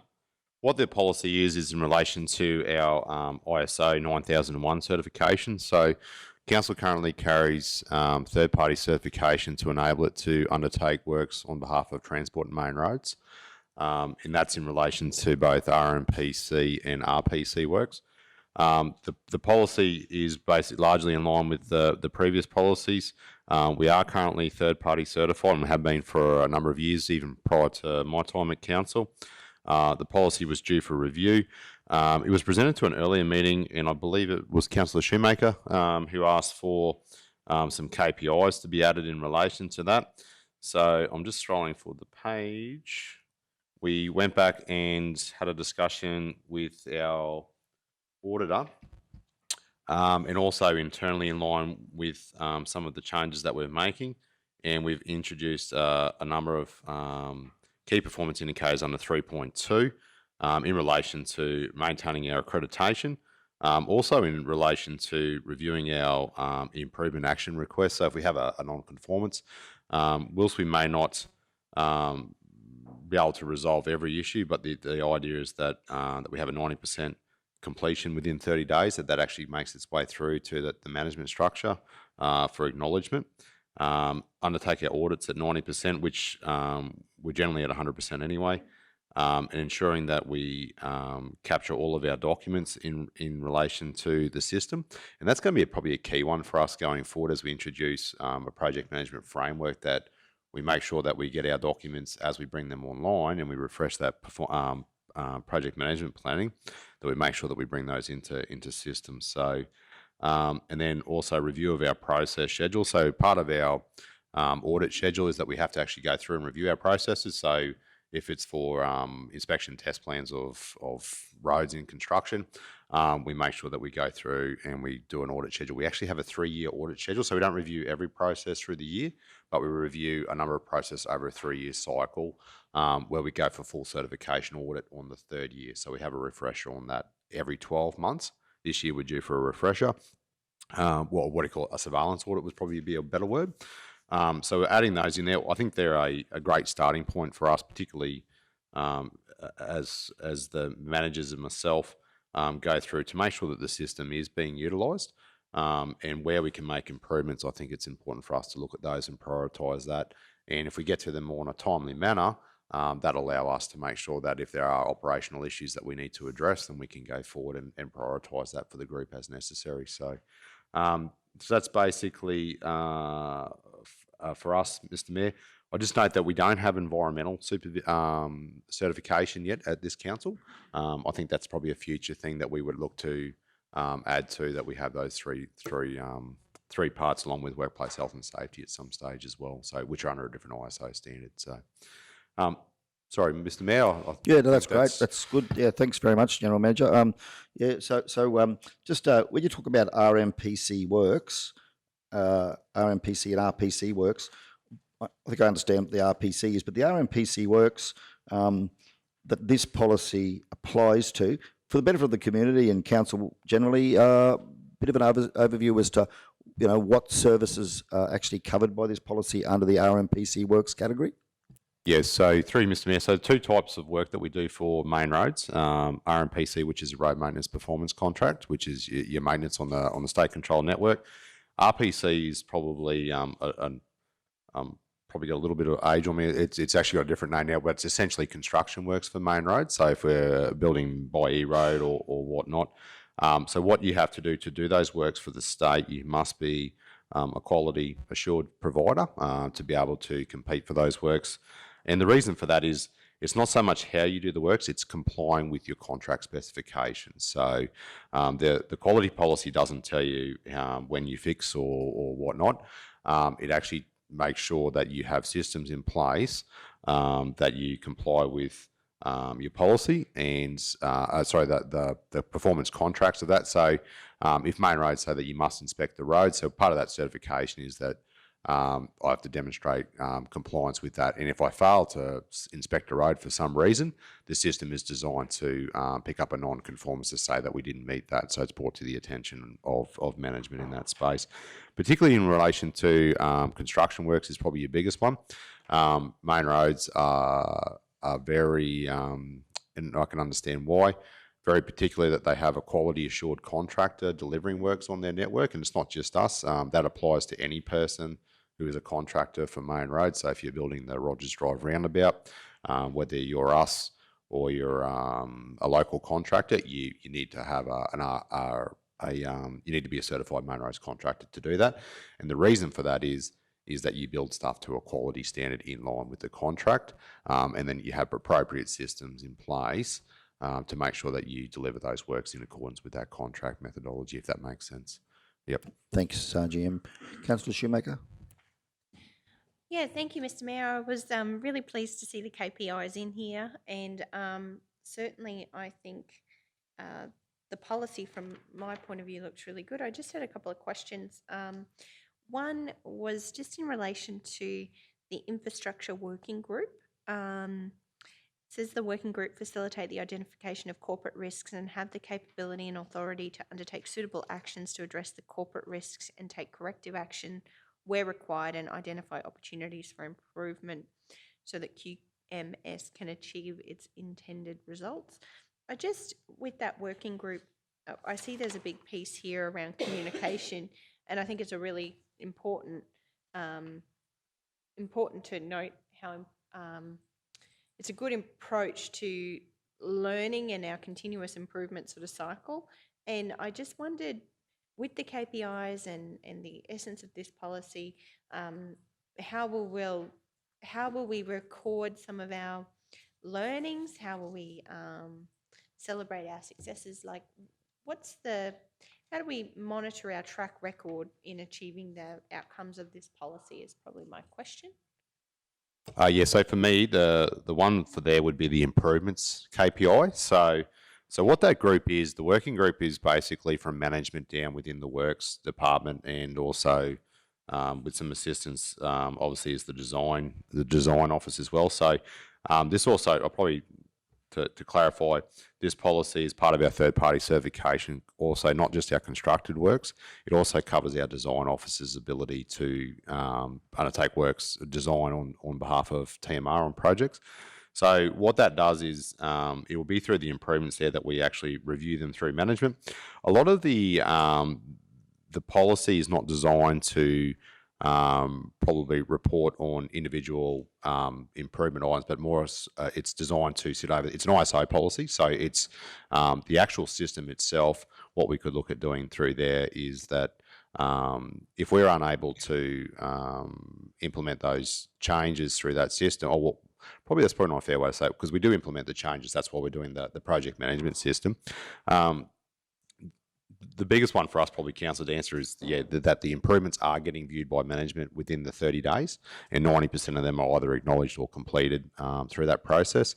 A lot of those too are recommendations that we may bring to the system, where I think if it's a major improvement, what you'll see is it turn up on the operational plan. So where if you look at our project management stuff, so we talk about risk management and those things, we've identified that as an internal system that we need to develop further.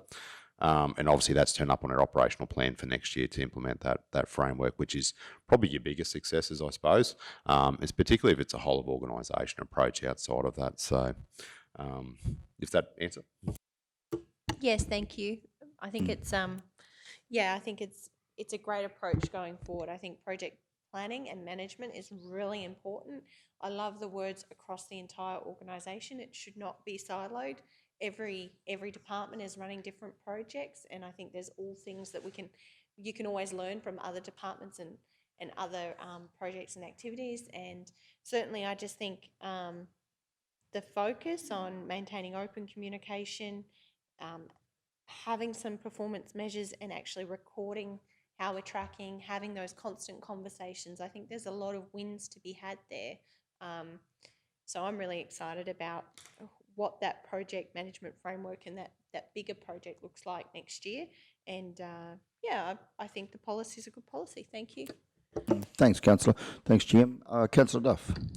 Thank you, Mr. Mayor. Just through you, just a question. I know that this policy relates to the ISO certification, but it is it's referenced back to our corporate plan and what we're trying to achieve. And in the I noticed in the improvement section that we're trying to get like outcomes with customer requests within 30 days. And I've just been noticing just around our region that we've been going back to the pattern of putting circles around potholes on the main roads. And I'm getting feedback from the customers saying, well, why are they putting circles around the potholes instead of fixing them? And we seem to have gone back to that. And I just wanted to ask the question why that's happening. I'm seeing pink circles around all these potholes, and they seem to be taking a long time to get fixed. And you're saying here that you'd like to have closure with a customer request within 30 days. I'm just wondering, what measures are we putting in place to try and address, for example, the potholes on the main roads? Yeah, through Mr. Mayor, sorry, where does it say that we close customer requests in 30 days? It's in KPI 2 that customer request actions with due diligence and closure within 30 calendar days from notice. Just under improvements, Aaron, sorry. Oh, yes, sorry. The improvement action request is the requests through management. So 30 days. So that's internal customers. Sorry, that's not actually, that doesn't override your customer service system. So if one of the works guys comes through and says that there's a process breakdown, then that's a request brought through the internal system for 30 days. That's got to make its way to my desk or Kevin's desk. That's not your 30-day guideline for customer requests. That doesn't override. That's a separate policy to your customer request for policy. So probably just for clarity for that, that's the customer request is an internal customer request. So if Ron Nesbitt comes in and says, I'm issuing an improvement action request, he becomes the internal, we identify him as the internal customer. So I have to review his request within 30 days. That's not actually fixing potholes within 30 days. Your policy can't direct you to fix every defect within 30 days. So it's probably just terms of in that space, sorry. Thank you, but in any case, I just do think we need to do something about what we are doing with that the pothole situation. Yep. And my next question is about the slashing, because again, I think that we and if we are going to main road standard, I thought there was a certain height where we were at risk, and I'm noticing everywhere the grass is over the guideposts, and I think it's past intervention level with even with main roads. So I just question where we're at with the slashing and trying to find efficiencies or better outcomes with slashing, because it seems like we don't even have any slashes out and about at the moment. So just that question. Thank you. Yeah, I'd have to take that on notice, Mayor. It's probably separate to the ISO policy. That would be probably a discussion for Kev when he comes at the infrastructure standing committee. We can probably give an update on that if you like. I think that'd be appropriate, GM, Yeah. if you could bring a report on the slashing program. Yep. We've had some early rain, some May rain, and I am noticing what Councillor Duff is saying, is, I'm always looking at the roads, and the roadsides probably Sure. more so. We seem, the grass seems to have got away from us again right around the region, and it does seem to be a visual obstruction in some parts to the traffic. So a report back to the Infrastructure Standing Committee meeting in June would be much appreciated. Yep. Thanks, Yeah. GM. Are you happy with that, Councillor Duff? Take that on notice and bring it back to the June committee meeting?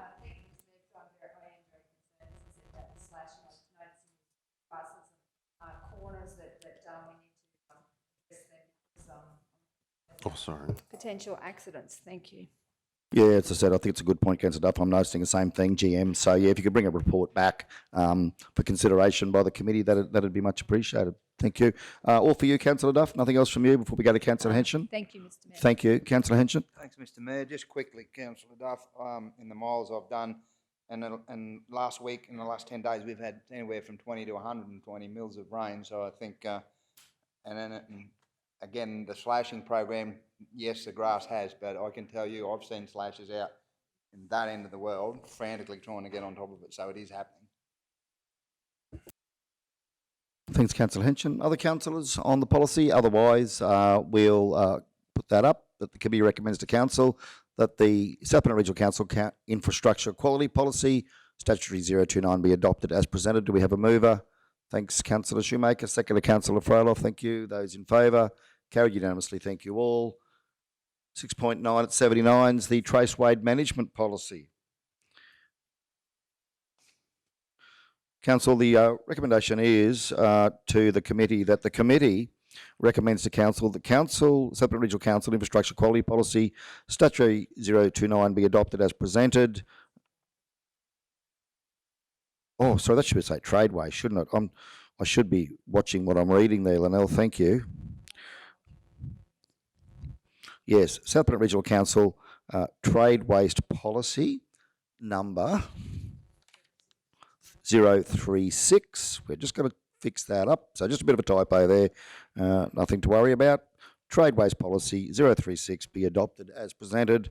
Do we have a move for that? Thanks, Councillor Froeloff. Second, thanks, Councillor Potter. Okay, councillors, questions? First one from me. Any significant changes, GMs, to this that council needs to be aware of? If not, happy with that? Okay, Councillor Shoemaker. Questions? Thank you. Yes, thank you. Probably a question on notice, perhaps for the infrastructure committee. I'd just like to understand, in the policy it says dried sludge is carted off site and used as a fertiliser resource or for compost processing. I just probably want to understand what the current arrangements are around that, and if South Bennett farmers can actually access that product. I have had some questions about it. So happy for that to come back to an infrastructure committee meeting, but I just saw it in the policy here and thought it would be good to bring it up. Yeah, thanks, Councillor Shoemaker. Could we have that come back as a question on notice to the Infrastructure Standing Committee meeting? We'll keep moving. Thanks, General Medjamian. Appropriate place to do it. Okay, so we've got that there, councillors. Those in favour, carried unanimously. Thank you all. 610 at E5, debtors write-off for the 2021 year. And council, there's a recommendation to this committee that that the committee recommend up to council that the $3,943.83 in bad debts to be written off be approved, and that council receive and note the future potential write-offs of approximately $2,000 to be confirmed at the June Standing Committee. I'll hereby move such. Do we have a seconder? Thank you, Councillor Potter. Councillors, questions, comments, speakers for or against. All of the detail on the write-offs, of course, are there in the agenda, all listed for viewing. Councillor Shoemaker. Yes, thank you, Mr. Mayor. Certainly, I think it's great to see there's been a huge reduction in this in the time I've been in council, so well done to the team. I just noted a couple of smaller ones here, and you can see a lot of the write-offs are just tiny payments, but every dollar counts, no doubt. I just wondered, what's the process? Do these people or payees actually become bad debtors in our system, or is there something to recognise when they access services again that they haven't paid their debts in the past? Is probably my question. It is. Thank you. Through you, Mr. Mayor. That is a good question, Councillor, and I must admit I don't know the process here, but I'm sure our financial accountant here, Kerry Anderson, can inform you of that, so I'll hand it over to Kerry shortly. But I just want to bring to Council's attention, and I appreciate you identifying that there's been a huge amount of work done by the Finance Department in clearing these bad debts. We have one dedicated officer that daily pursues all of these bad debts, and she's doing a wonderful job under Kerry's guidance, and we've really recovered a lot of debt due to that process. So as far as the detail, I'll just hand you over to Kerry now. Thank you. Thanks. Through you, Mr. Mayor. So at the moment, no, we don't really have any sort of formal process where we would put in the system that these people have had bad debt before, and so to monitor those a little bit more. It is definitely on our radar that we would like to do a bit of an overhaul of how the debtors is currently set up and start putting something more formal in place, even with going down the track, of big customers and that potentially going down the track of doing like, credit checks and those sorts of things. But that's definitely, yes, on our radar as a project to do this next year. Yeah, that's fabulous to hear, and I certainly think the credit checks for some of those bigger payments. Just a further question, Mr. Mayor, if I may. So in the case where some of these debts, can they be paid before we actually deliver the service? Like, can we actually have a requirement that the payment's made before we actually deliver on the service? Like, there's a couple of planning ones there, a couple of rates search requested over the phone, like those sorts of things. Is there anything that we can do to get the payment before we actually give the service? Yeah, through you, Mr. Mayor. There are certain different charges that have basically the requirement that they do pay upfront. Some of these ones that are in the write-off section are quite old, so for whatever reason, that process was missed back in the past. But again, as part of the project that we would like to put forward would be having a look at how each different module and each different charge is sort of like the process for that, to see, is there an option for certain things to be paid up front, especially some of these ones where we're constantly having issues trying to get onto the debtor or we don't always get all the information and those sorts of things. So that is definitely something that will tie in with that project.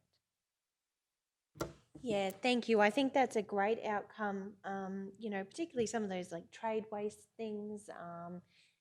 They might seem like small amounts, but they add up. But certainly, I can recognise, $3,943 this year in comparison to, I know it was in the hundreds of thousands of dollars last year. So well done, Kerry, to you and your team. Honestly, chasing bad debt is not an easy job, and you've just done an exceptional job here. Thank you so much. Thanks, councillor. Yeah, just before we go to the vote, just want to point out for the community, $3,900 in debts being written off. Some are $50, some are 10 cents, some are $100 or $200. There's a couple of biggies in there. There's a $681 write-off because council has tried to email, write letters. We've phoned multiple times. These people can just not be traced or tracked. For us to continue to spend wages on chasing them would be futile. $270 trade waste, unable again to get in sorry, that was an invoice issue. $770 for a planning. Again, can't track the people down to get payment.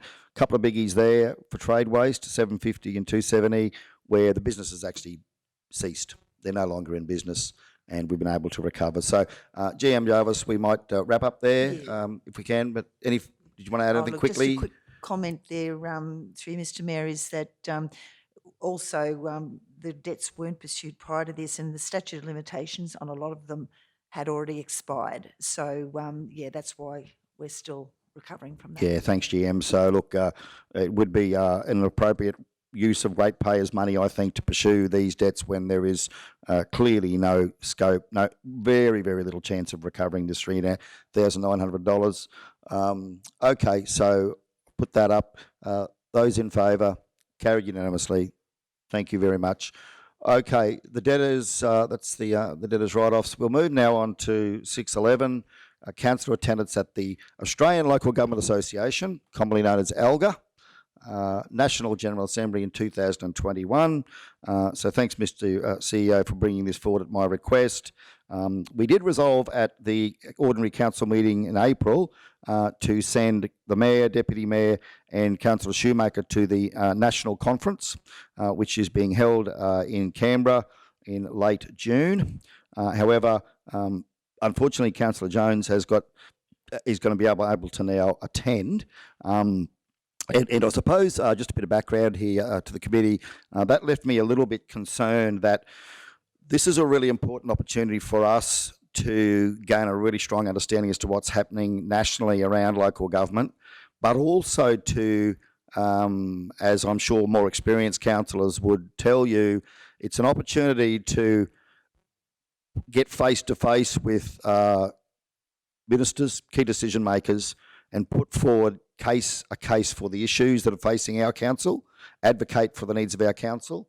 I'm really keen to get down there and advocate around key major transport routes, particularly heavy vehicle permits and so forth, alongside water infrastructure. And I really think that we need a regional urban water infrastructure fund to help councils that have privately owned facilities like our Gordon Brook Dam fund the maintenance or the rehabilitation of those facilities and the supply of water.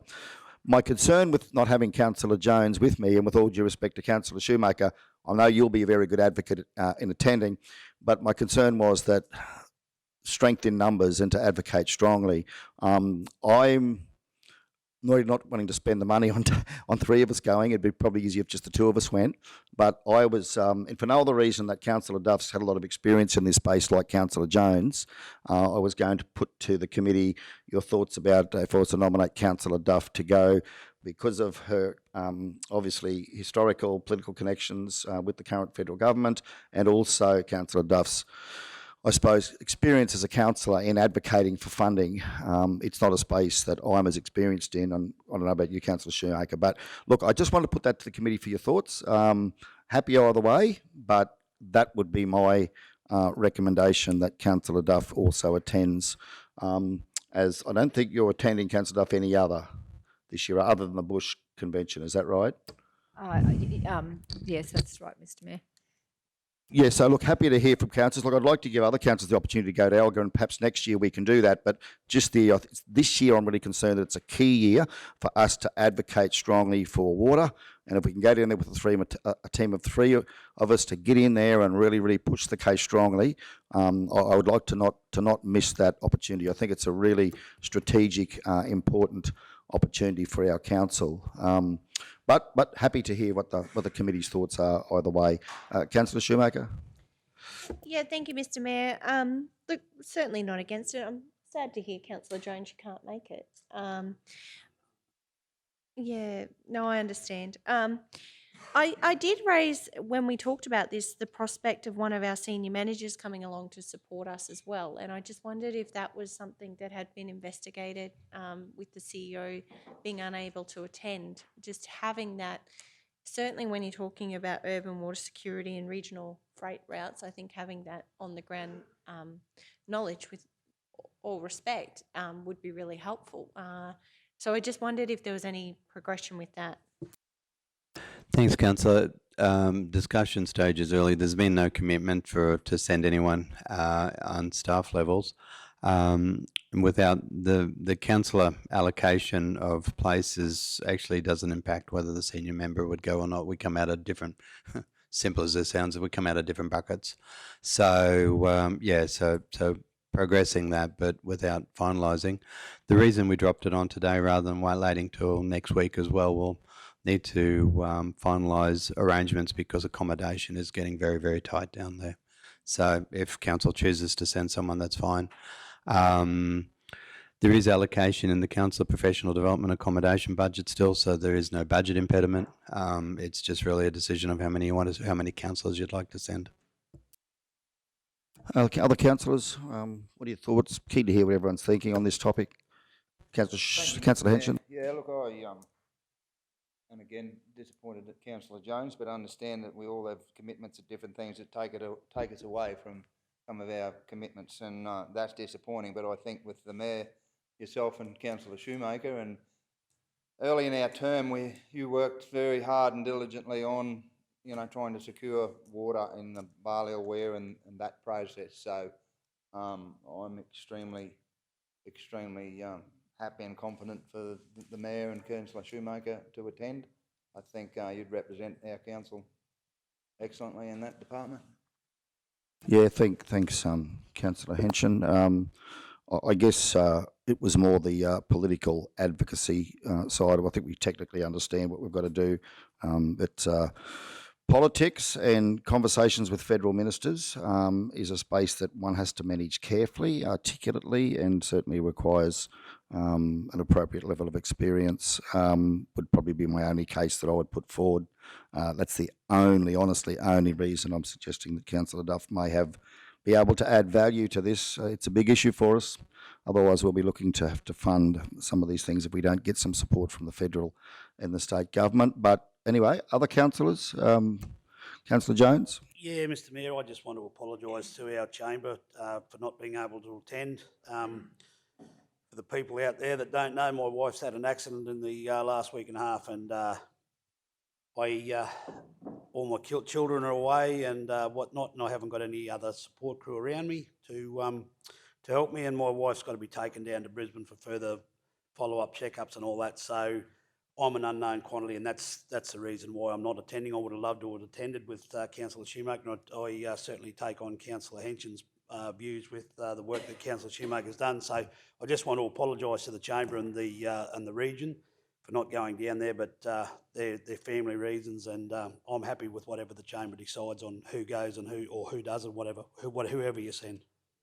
Thanks, Councillor Jones. If I could just acknowledge, Councillor Jones was very committed to going to this conference, but he did have, of a very important matter with his wife. He needs support, and we've always say family first. So doing the right thing. Thanks, Councillor Jones. And you've always been a good advocate whenever you've gone to Brisbane or Canberra in the past, I know, to advocate for what this region needs, and you will be sadly missed.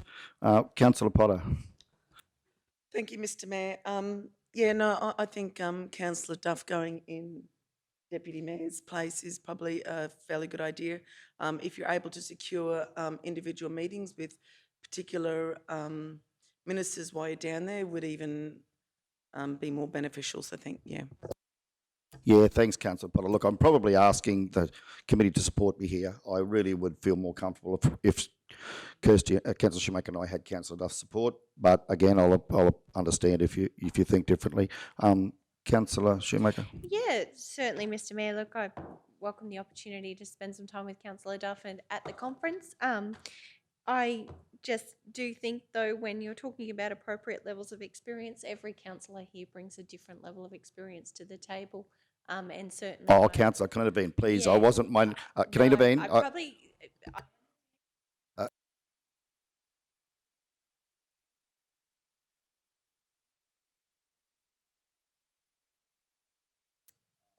Can I just qualify for everybody too? You bring a wealth of experience, as all the councillors do. I fully understand and respect that. Probably speaking more of myself at this point in time. Thank you. Yeah. No, I understand. Look, my apologies for speaking over you, Mr. Mayor. But certainly, yeah, I think it'd be great to take it, certainly support strength in numbers, and it'd be great to be a part of it. So I'm really looking forward to the opportunity, and certainly I think it's great that we'll be there. And I agree with Councillor Potter. It'd be good to have some individual meetings while we're there. Certainly up for that challenge. Thanks, Councillor Shoemaker.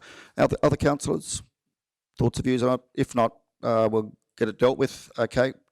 You're right, Ros. Thank you. Okay, we're moving on. I think we're just about got to close up shortly. Okay, those in favour? Oh, hang on, I've got to move it. Okay, so I might just put the motion there that committee recommends to council that Councillor Duff be nominated to attend in the absence of Deputy Mayor Jones to attend the Alga National General Assembly, Lynell, 2021, in the absence of Councillor Jones.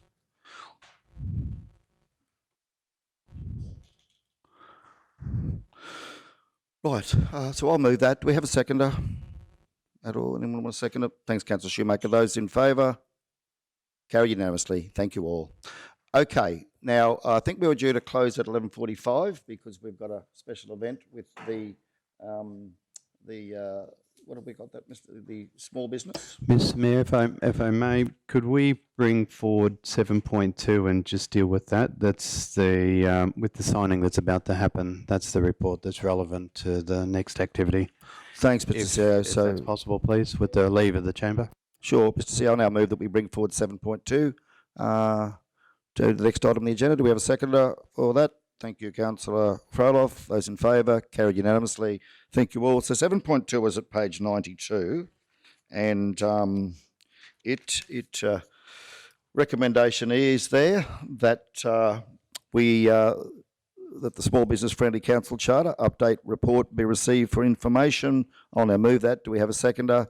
Thanks, Councillor Potter. Councillors, any questions, comments on that? If not, those in favour? Carried unanimously. Thank you all. I'll now move that we close the meeting, adjourn the meeting. Sorry, Mr. CEO. Do we have a seconder? Thank you, Councillor Duff. Those in favour? Carried unanimously. Thank you all. PM. Do we have a seconder? Thank you, Councillor Henshin. Those in favour? Carried unanimously. Thank you all. Okay, committee, we're now on to item 7.1 on the agenda at 88, which is the Regional Development Portfolio Report, and it's my pleasure to call forward Councillor Shoemaker. Thank you, Mr. Mayor. Our region is very much open for business with a buy local focus and a proactive approach to welcoming new, innovative and creative developments that will grow our population and secure our future.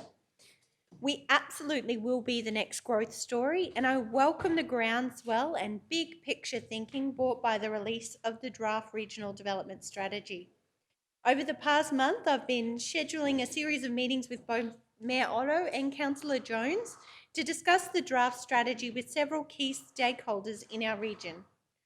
Over this coming month, we will be working to understand and seek further feedback with a goal to finalise the draft plan for adoption by the July General Meeting. The strategy outlines Council's agenda in terms of advocacy, and planning priorities with a view to improve the resilience and strength of our regional economy and position South Burnett to support well-planned growth and attract investment. This strategy is a council document that will evolve over time. It's our shared intention to work with stakeholders to ensure key priorities, including our transport routes, water security and investment-ready land, is available into the future. As discussed in the Budget Committee meetings, it's my recommendation that Council hold a conservative budget for the facilitation of regional development partnerships and activities this coming year. I'll be working with the CEO to arrange a workshop with Council in the first quarter of next financial year to determine how we will resource and deliver regional development priorities in the South Burnett for the remainder of our term. I'm mindful the focus of our regional development strategy is about providing an environment conducive to growth. Following on from the many meetings and conversations we've had with key players in the region, I can report letters inviting some of these key players to express their interest in being a part of the Regional Development Advisory Committee have been sent. Once we have received confirmation of these members' interests in being part of a committee, a report will be brought to the Standing Committee for endorsement. It's my understanding that the Senior Economic Development Officer will return from the KTP project sometime in the new financial year and will be able to support Council with this committee and its activities. In the first instance, the committee's focus will concentrate on the establishment of a regional work plan in collaboration with Council. It's my intention for the Regional Development Advisory Committee meeting to operate like a think tank, and I'll be working with each of you to bring both internal and external stakeholders to the table in an effort to leverage their learnings and ultimately unpack ideas and opportunities for the South Burnett. I believe we need to think like there is no box. I believe we can all learn together, partner with those who are already champions for our region's growth, and equally leverage some of the learnings from our neighbouring councils. I'm very much looking forward to beginning these meetings in the first quarter of the financial year. It's been a busy month for regional development with many exciting projects and initiatives underway. We recently met with tourism operators around Moffatdale with Mayor Otto, Councillor Duff and Councillor Henshin to learn more about their plans for further growth, talk all things tourism and sharing ideas for consideration in the planning scheme amendments. I'd like to thank General Manager Peter O'May and Manager Chris Duplessis for their support with these meetings. All operators that we met with agreed there's enormous potential to accelerate tourism in the South Burnett and I welcome the opportunity to continue working together.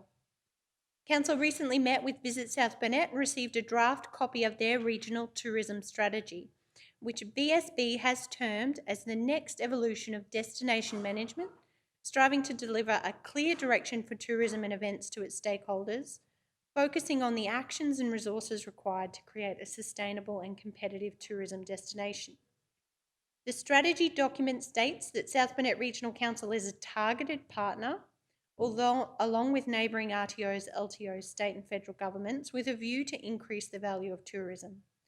The document states that VSB's strategy has been developed with strong consultation and stakeholder feedback, and a review of existing planning reviews and reports to ensure support for key initiatives from local tourism operators, local government and the wider visitor economy.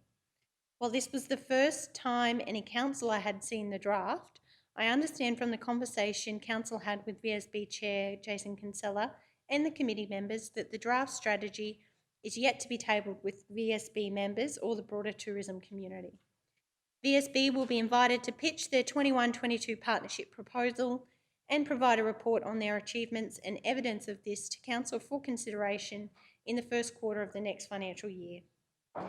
I'm pleased to report the Channel 7 Travel and Eat with Dan and Steph Kingaroy special will be filming in the South Burnett between the 3rd to the 7th of June 2021.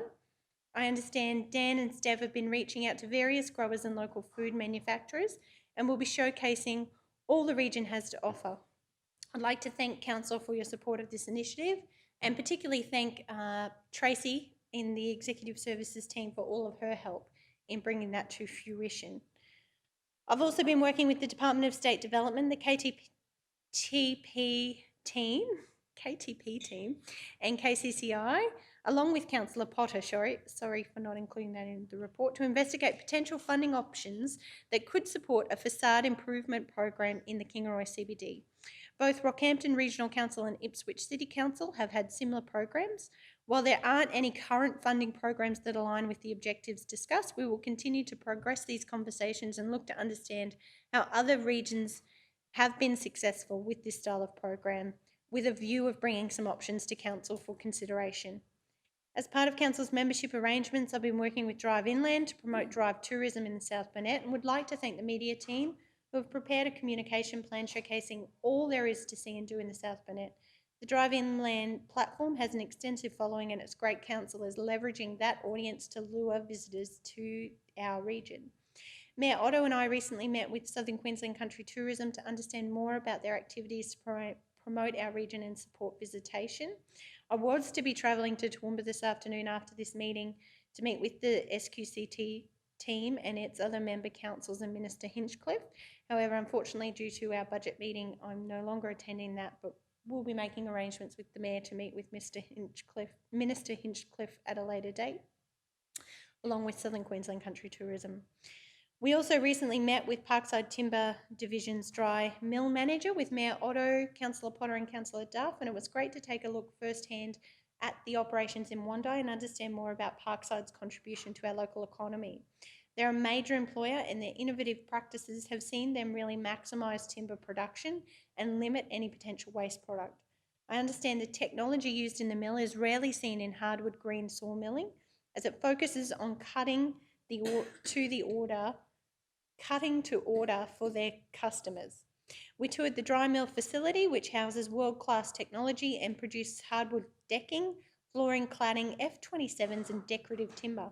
We also learned about their plans to increase the production of laminate timber products into the future here in the South Burnett, which is a process that utilises all of the timber offcuts to produce decorative timber beams. I'd like to thank the Parkside team for their kind hospitality and note the incredible culture of teamwork, pride and innovation that I'm sure you'll all agree we experienced on the tour. I also attended the Department of Agriculture and Fisheries Broadacre and Beyond session with Councillor Henshin earlier this month. Clearly, we all have enormous pride for our region, what it can produce, the people and the land.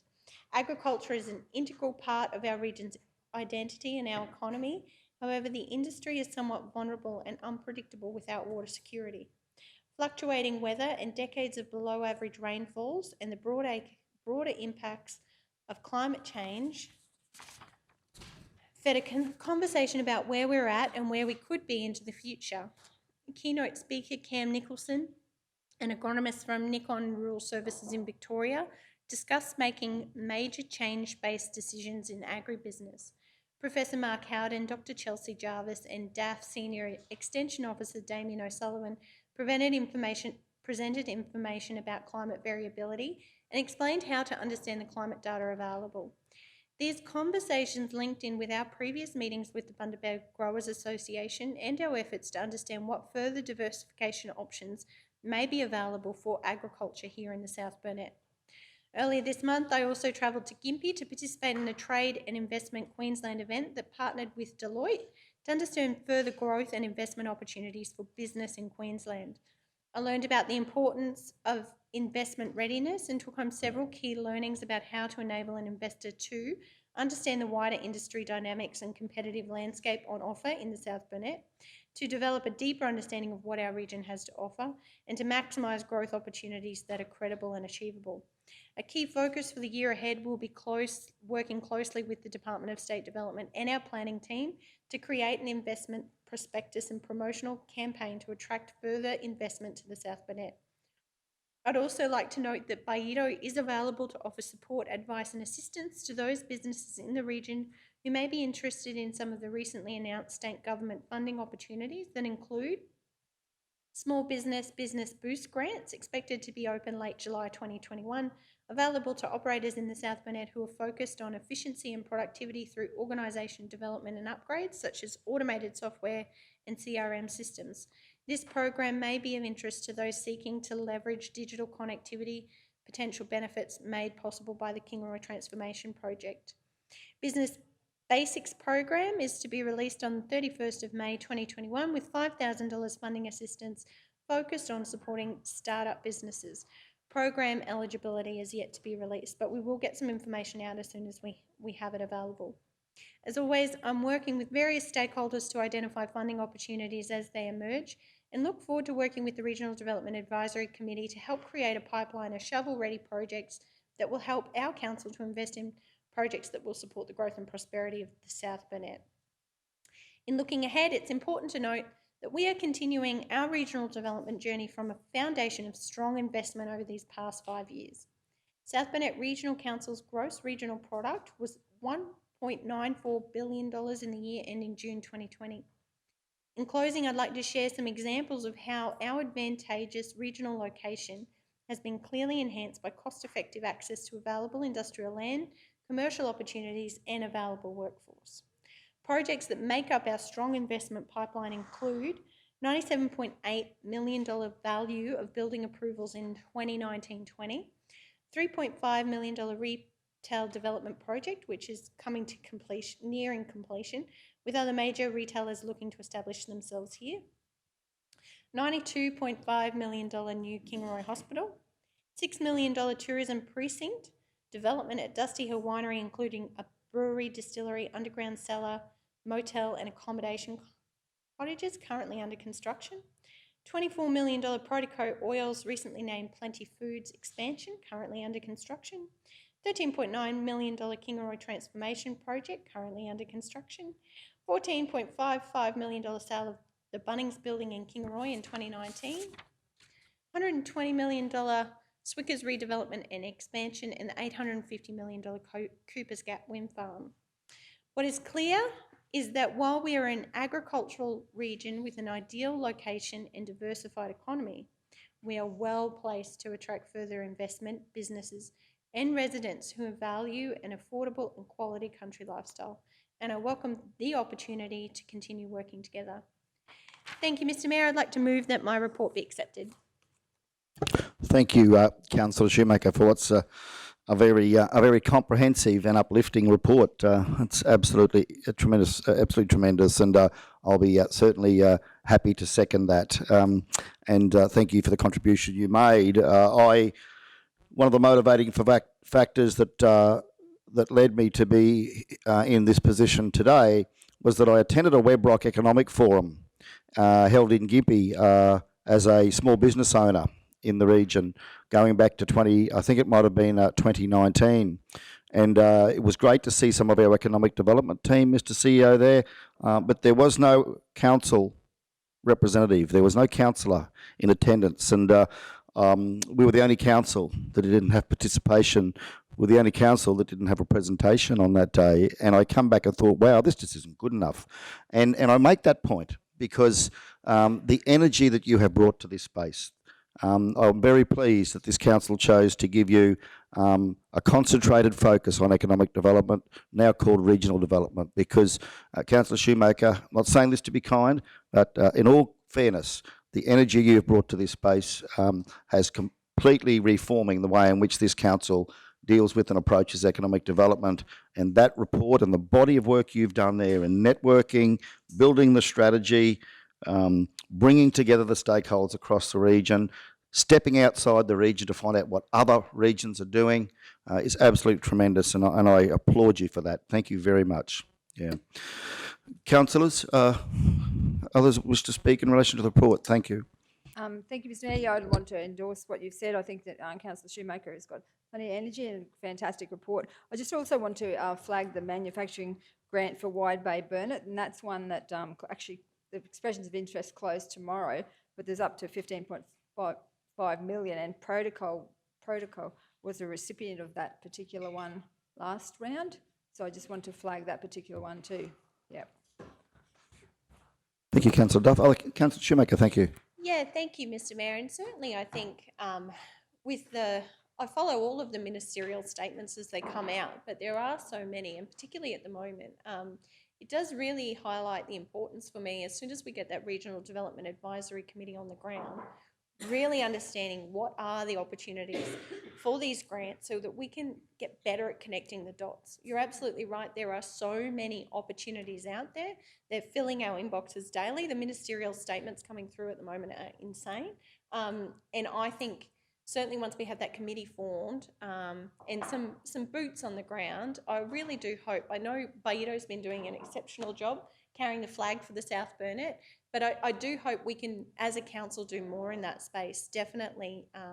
And I know GM O'May and Chris Duplessis, the work that we've been doing with the planning team behind the scenes, when we get to sit around a table, really unpack some of the issues and the roadblocks to growth and look at some of these opportunities, I think is really important. It's so key that we keep doing that, keep those lines of communication and conversations happening. Can never undervalue the opportunity of a conversation. Yeah, thank you, Councillor Shoemaker. And the theme and the vibe through your report, it's all about positivity, being positive, working together, collaborating. And it's great to see that that positive energy is now coming out of your portfolio and clearly having an impact across the region. Thank you very much. Other councillors, questions or comments at this stage? I suppose, Councillor Shoemaker, just in terms of reaching out to local stakeholders that might be wanting to express an interest in being on the advisory committee, is there scope for us to then sort of extend that out to others, express an interest to others if we have parties that would like to put their hand up? Yeah, certainly that's my intention. There's been a lot of conversations had over the past 12 months. So I have, from the many tables that we've been at, put forward some, I guess, planted the seed for a few key members in our community that I would love to be a part of our Regional Development Advisory Committee because of their real, I guess, ambition, but their ability to think outside the box. And I really do hope that that is a real think tank environment. It's, I believe, throw the box away. And I think the people I've extended an invitation to be involved in are very much aligned with that. Certainly, once they come back, I want to have a conversation with council about, well, this is who's interested, who else do you know? So if you've got somebody in particular that you would like to be a part of that group, please come see me, let me know. And certainly we can work through that. I can share the details with you. But at the moment, I guess I wanted to first reach out to some of these people and see if they were available, if they were interested, and then go from there. Thanks, Councillor. And of course, other councillors, please take up the challenge across your divisions, the communities that you represent. If you have other people that you'd like, that you think would be a good candidate to be on the Regional Economic Development Advisory Committee, or Regional Development Advisory Committee, sorry, please get their contact details to Councillor Shoemaker so that she can reach out to them. Yeah, thank you. Okay, councillors, well, we have the report presented for receipt by council. Those in favour? Carried unanimously. Thank you all. 7.2 we've covered, council, so we'll now move on to 7.3, Regional Development and Tourism Monthly Update at 98, and we have it as presented there.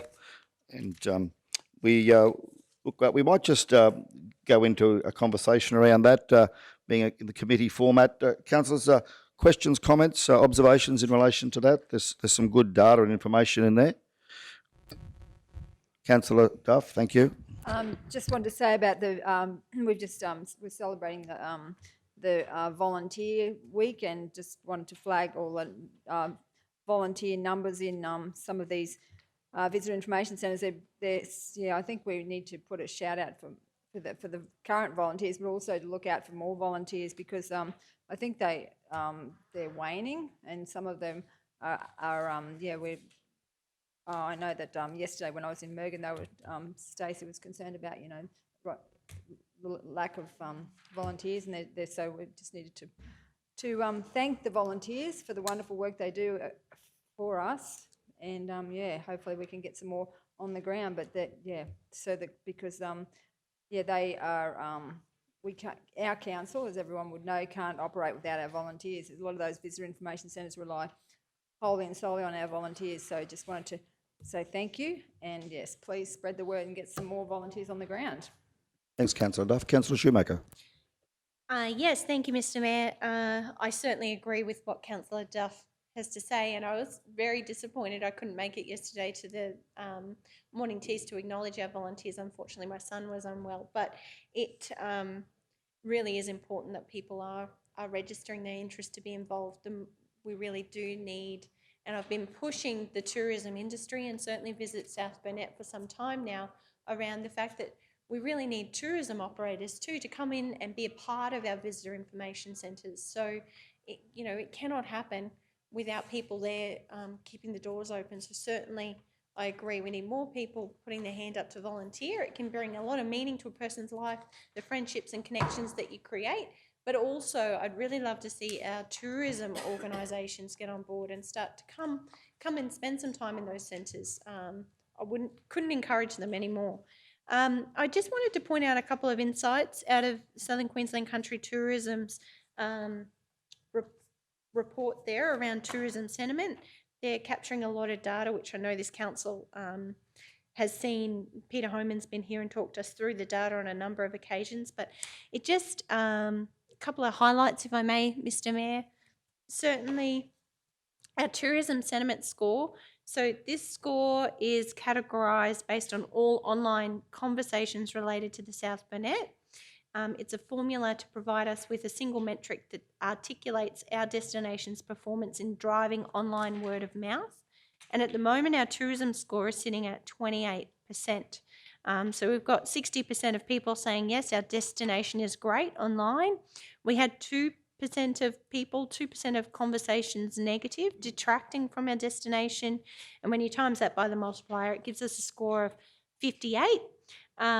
Certainly, I've put it out there before, I really believe we can grow that score. I think we can do better in that space, and looking forward to continuing working with our tourism organisation and our local tourism operators to grow that score. That's the challenge I've put out there, particularly having those good positive online conversations about all the tourism product we have here on offer. Page 111 shows the supply versus occupancy, and it's interesting to see, it shows the number of listings available to rent across the major booking platforms and compares that against occupancy. And for March 2021, occupancy exceeded supply. And I think you can sort of see that's the way we've been trending for some time. Since October, we were sort of tracking around that 69% occupancy, but now around March we're at 54%, and we're still above the supply of opportunities. So just shows there's such a giant opportunity, certainly with our development incentive scheme, our 100% infrastructure charges rebate for tourism operators, motels, accommodation. It's a common thread that we're hearing from tourism operators is that they're marketing a product, people are coming out here to experience that product, and unfortunately they're having trouble finding a place to stay. So there's a giant opportunity. We really do need more motels and more accommodation options, and certainly when we met with the Baramba Caravan Park, camping and caravan park, it's pretty clear that a lot of their occupancy is just taken up by people working in the area. So there's a huge opportunity there, and certainly would love to grow our available accommodation. And just the other couple of highlights I'd just like to point out for the South Burnett, our current performance of our destination and people's attitudes towards our tourism offering relative to Queensland. So we're tracking the sentiment score we've been given there is 14, and Queensland's tracking at 25. So we are behind a little there. On average, people the emotional tone of the conversations they're having online is a joyous tone, so that's a good thing. And the topics driving positive sentiment around the South Burnett, there are no surprises here. Restaurant, dining, takeaway, biking and cycling. In topics driving negative sentiment, so things that we need to work on, breweries, pubs and architecture. And I just wanted to highlight on page 114 that outdoor activities, certainly for the South Burnett, 81%. of the conversations had about the South Burnett online are around biking and cycling. And almost 100% of the conversations are around outdoor activities. So we've talked a lot about our natural attractions and how camping, people sitting by the campfire, fishing, these are the things that people are wanting to do when they travel to our region. Certainly these statistics just show that people are hungry for adventure when they come to the South Burnett, and we are exceeding in terms of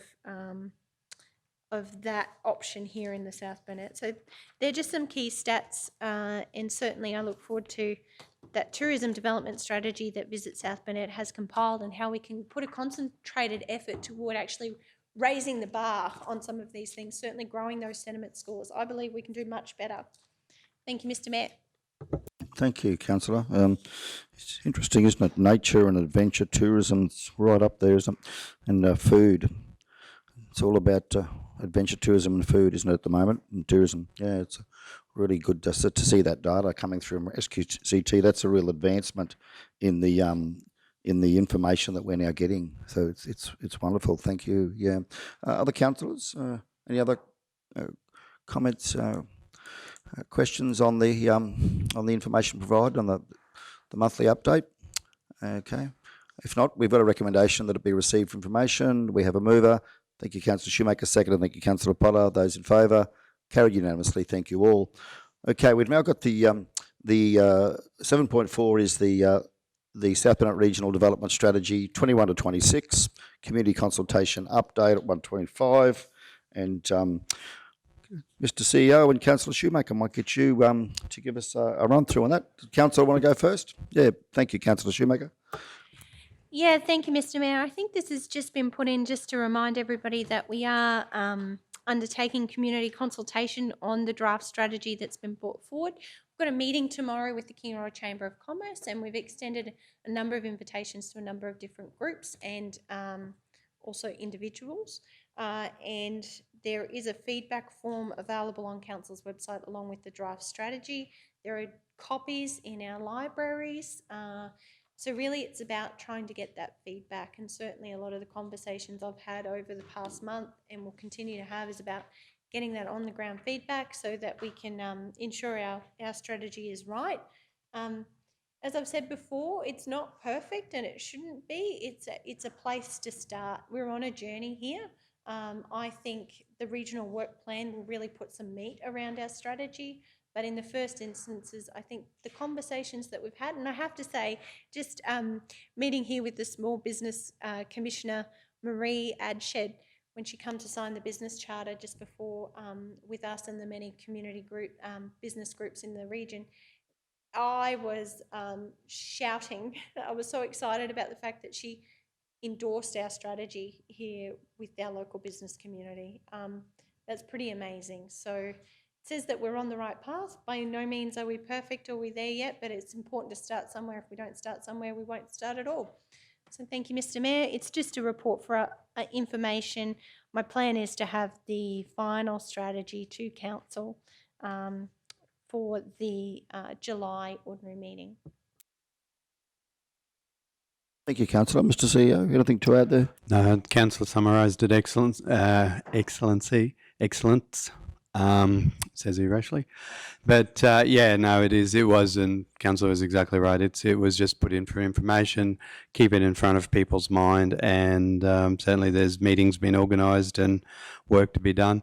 We did send a copy up to Department of State Development, and there was an officer level working group last week for the regional plan. So took hard copies up there and tabled them, and so any given opportunity we're just circulating them, and anyone who wants a copy, let us know. Yeah, thanks, Mr. CEO, and of course to anyone who's watching this live stream out there in the business world or the broader community or in the media, it's on our website.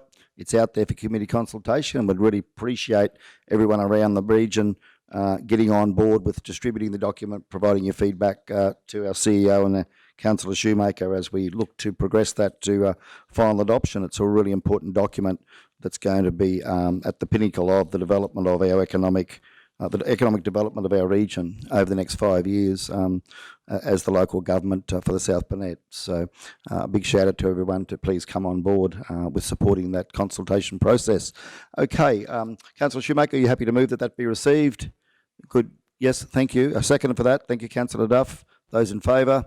Carried unanimously. Thank you all. Item 7.5 is an invitation to participate in a Freedom of Entry March into Kingaroy. Can be found at 151.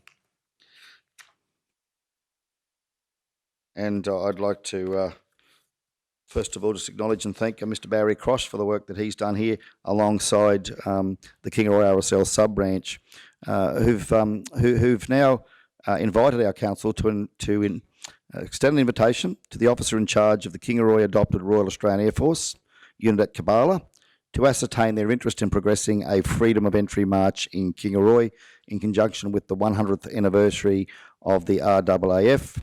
The Defence Force School of Signals Electronic Warfare Wing based at Kabala was granted freedom of entry to the town of Kingaroy during the traditional ceremony on 8 July 2017.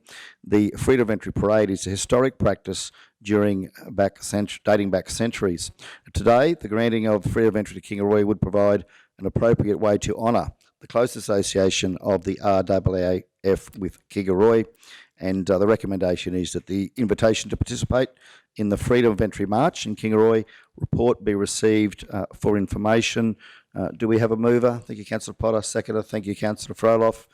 Councillors, any questions in relation to that or comments? Thank you, Councillor Duff. Thank you, Mr. Mayor. I just wanted to say that I was part of that when we did the Freedom of Entry to the town of Kingaroy. It was a wonderful occasion. It was a momentous occasion, and people, it really, the whole town got on board. We closed the streets. It was a magnificent day for our region and for our for Kingaroy.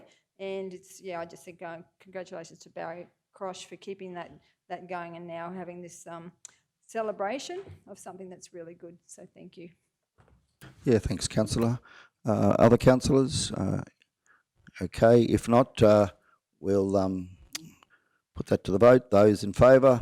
Carried unanimously. Thank you all. 7.6 at 152 is the Regional Australia Institute's Move to More campaign. And the Institute, of course, is a not-for-profit. It's a think tank focused on regional issues. And in May, they're rolling out a new multi-million-dollar national advertising campaign called Move to More, funded by the Australian government to encourage capital city residents to consider a move to regional Australia. I think they're all considering it very seriously right now and have been for a few months actually. The campaign has been designed to promote the opportunities to live, work and invest in regional towns and cities, and will direct potential movers from our metropolitan cities to a website that allows them to find out more about regional rural towns that might be of interest to them. The website includes listings of nearly every regional town in Australia. Each town listing will include information including population, schools, as well as jobs and health information, among other useful details. The South Burnett Regional Council has been invited to check and update, if needed, the town data that will appear on the website to help promote the area and to be involved with the Move to More campaign to promote the South Burnett region. And the recommendation is that the committee receives the Regional Australia Institute Move to More campaign report for information. Do we have a mover? Thank you, Councillor Shoemaker. And a seconder. Thank you, Councillor Froloff.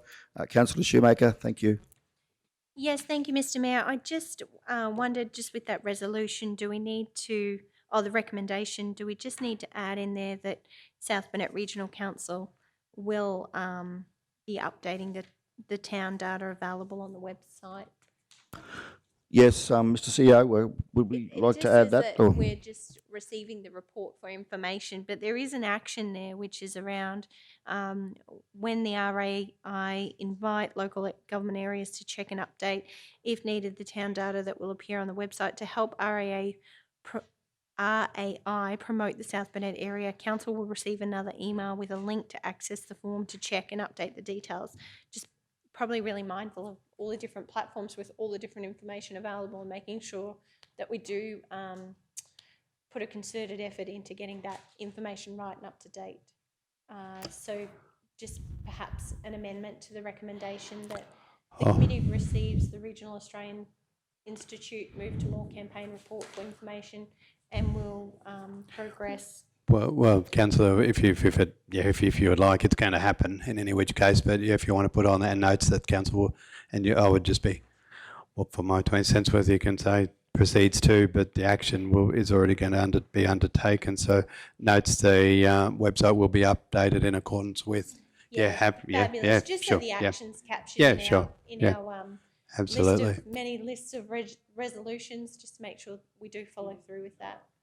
I think that's a great opportunity for our region, and the more information we can get out about what we have to offer, the better. Thank you, Councillor Shoemaker. Councillor Farlow, if you're happy with that as the seconder. Good, thank you. Okay, councillors wishing to speak for or against. Councillor Duff. Yes, Mr. Mayor, I'm absolutely passionate about this, about trying to encourage growth and people to move out to our regions and our small communities. I actually, we talked before about the National General Assembly, and I went down there a couple of years ago with Mayor Keith Campbell, and they were talking about congestion and all these costs of congestion. And I actually stood up and challenged the association to look at ways that we can get people out of the cities and into the small towns and regions, because I mean, we've got space everywhere. We've got a low rate base in our region, and there's other regions all around with the same issue, and they're jam packing all the money and everything down into the cities. And so Sir Joe was founded the National Party on decentralisation, and so I'm absolutely keen as mustard to support this this group who's starting a conversation. But I think it's a conversation that absolutely needs to happen sooner rather than later, because the more money that goes down into the cities and the less we get here, the more we suffer and the more people leave our region. And I think it's the core of what our problem is. We need to get the money back into these regions and back into these towns. So absolutely 100% supportive of this initiative. Thank you, Councillor Duff. Other councillors? I think we're all aware that this is a very important initiative, and that there's certainly the windows open right now in terms of the appetite for those city dwellers who are having to deal with congestion and the prospect of future COVID lockdowns, seeing the attractiveness of our beautiful natural landscape and liberated and more liberated lifestyle, I suppose, if I could call it that, free lifestyle that we have to move around freely and enjoy the wonderful place that we have to live. Okay, well, put that to the vote. Those in favour? Carried unanimously. Thank you all. Last item on the agenda, committee, is 7.7, Drive-In Land Communication Plan, May to June 2021 at 154. Now, who's behind this one, General O'May? Is this something you've been involved in, or Mr. CEO? No, Councillor Shoemaker, is this yours again? Yeah, Councillor Shoemaker. Yes. And Tracy and Media Officer Grace. Oh, very good. Thank you, Councillor. Yes, Mr. Mayor, it's just an update. I'd certainly like to recognise Tracy and Grace for all the work they've done on this. We've got a great opportunity with our membership to drive inland. Drive Inland is only an organisation for councils, and the purpose of it is to help promote regions like ours as drive destinations. You'll see in the report that we get, they have a significant following. Just last month, with the 2 posts that were relevant to the South Burnett, there were 833 likes and 899 followers on their platform. So Grace and Tracy have put together a promotion to roll out over the next couple of months, just promoting the South Burnett with the images and things that we had available. And certainly the team has used their creative flair to promote some of the things like our country markets, our incredible food festivals, our natural assets. So it's just really awareness for council, that council's also trying to use its channels as best as it can to promote our region and get word out there, get some more positive conversations happening online about our region. So as we've said, with those tourism sentiment scores there, we can up the bar, make sure people are tuning in and sharing good positive stories about the South Burnett. Thank you, Councillor Shoemaker. Then are we able to just scroll down and have a look at those posts, those images on screen? I just wanted to perhaps just make reference to those. Yeah, they keep on going. Here we are. You can see them there. I think that's. I just wanted to show those to everybody in the chamber. The quality of work that's being done there, I think, is absolutely outstanding. I know if I was a tourist coming out of the city and saw something like that, it'd certainly entice me to want to come out to the South Burnett. I had a look through these last night, and I think they're particularly impressive. And certainly, Mr. Mayor, if any councillors, while you're out and about, capturing photos on your phones, I know Councillor Henshin, you do a number of kilometres and see some pretty amazing grain crops and bits and pieces from time to time. So if you are capturing photos on your travels, particularly of people who are happy to be used in our promotions, please do share them with the media team so that we can keep our content up to date and current. Yeah, thanks very much, Councillor Shoemaker, and thank you, Mr. CEO, and your media and communications team for that wonderful work. It's a great promotion of all the beautiful natural landscape and of course venues that our region offers. Okay, well, Councillor Shoemaker, you happy to move that your report be received there for the driving and communication plan? Thank you. Have a seconder. Thank you, Councillor Duff. Those in favour? Carried unanimously. Thank you all. We have nothing in confidential today, committee, so I'll now move to close the meeting at 1:49 p.m. Thank you all.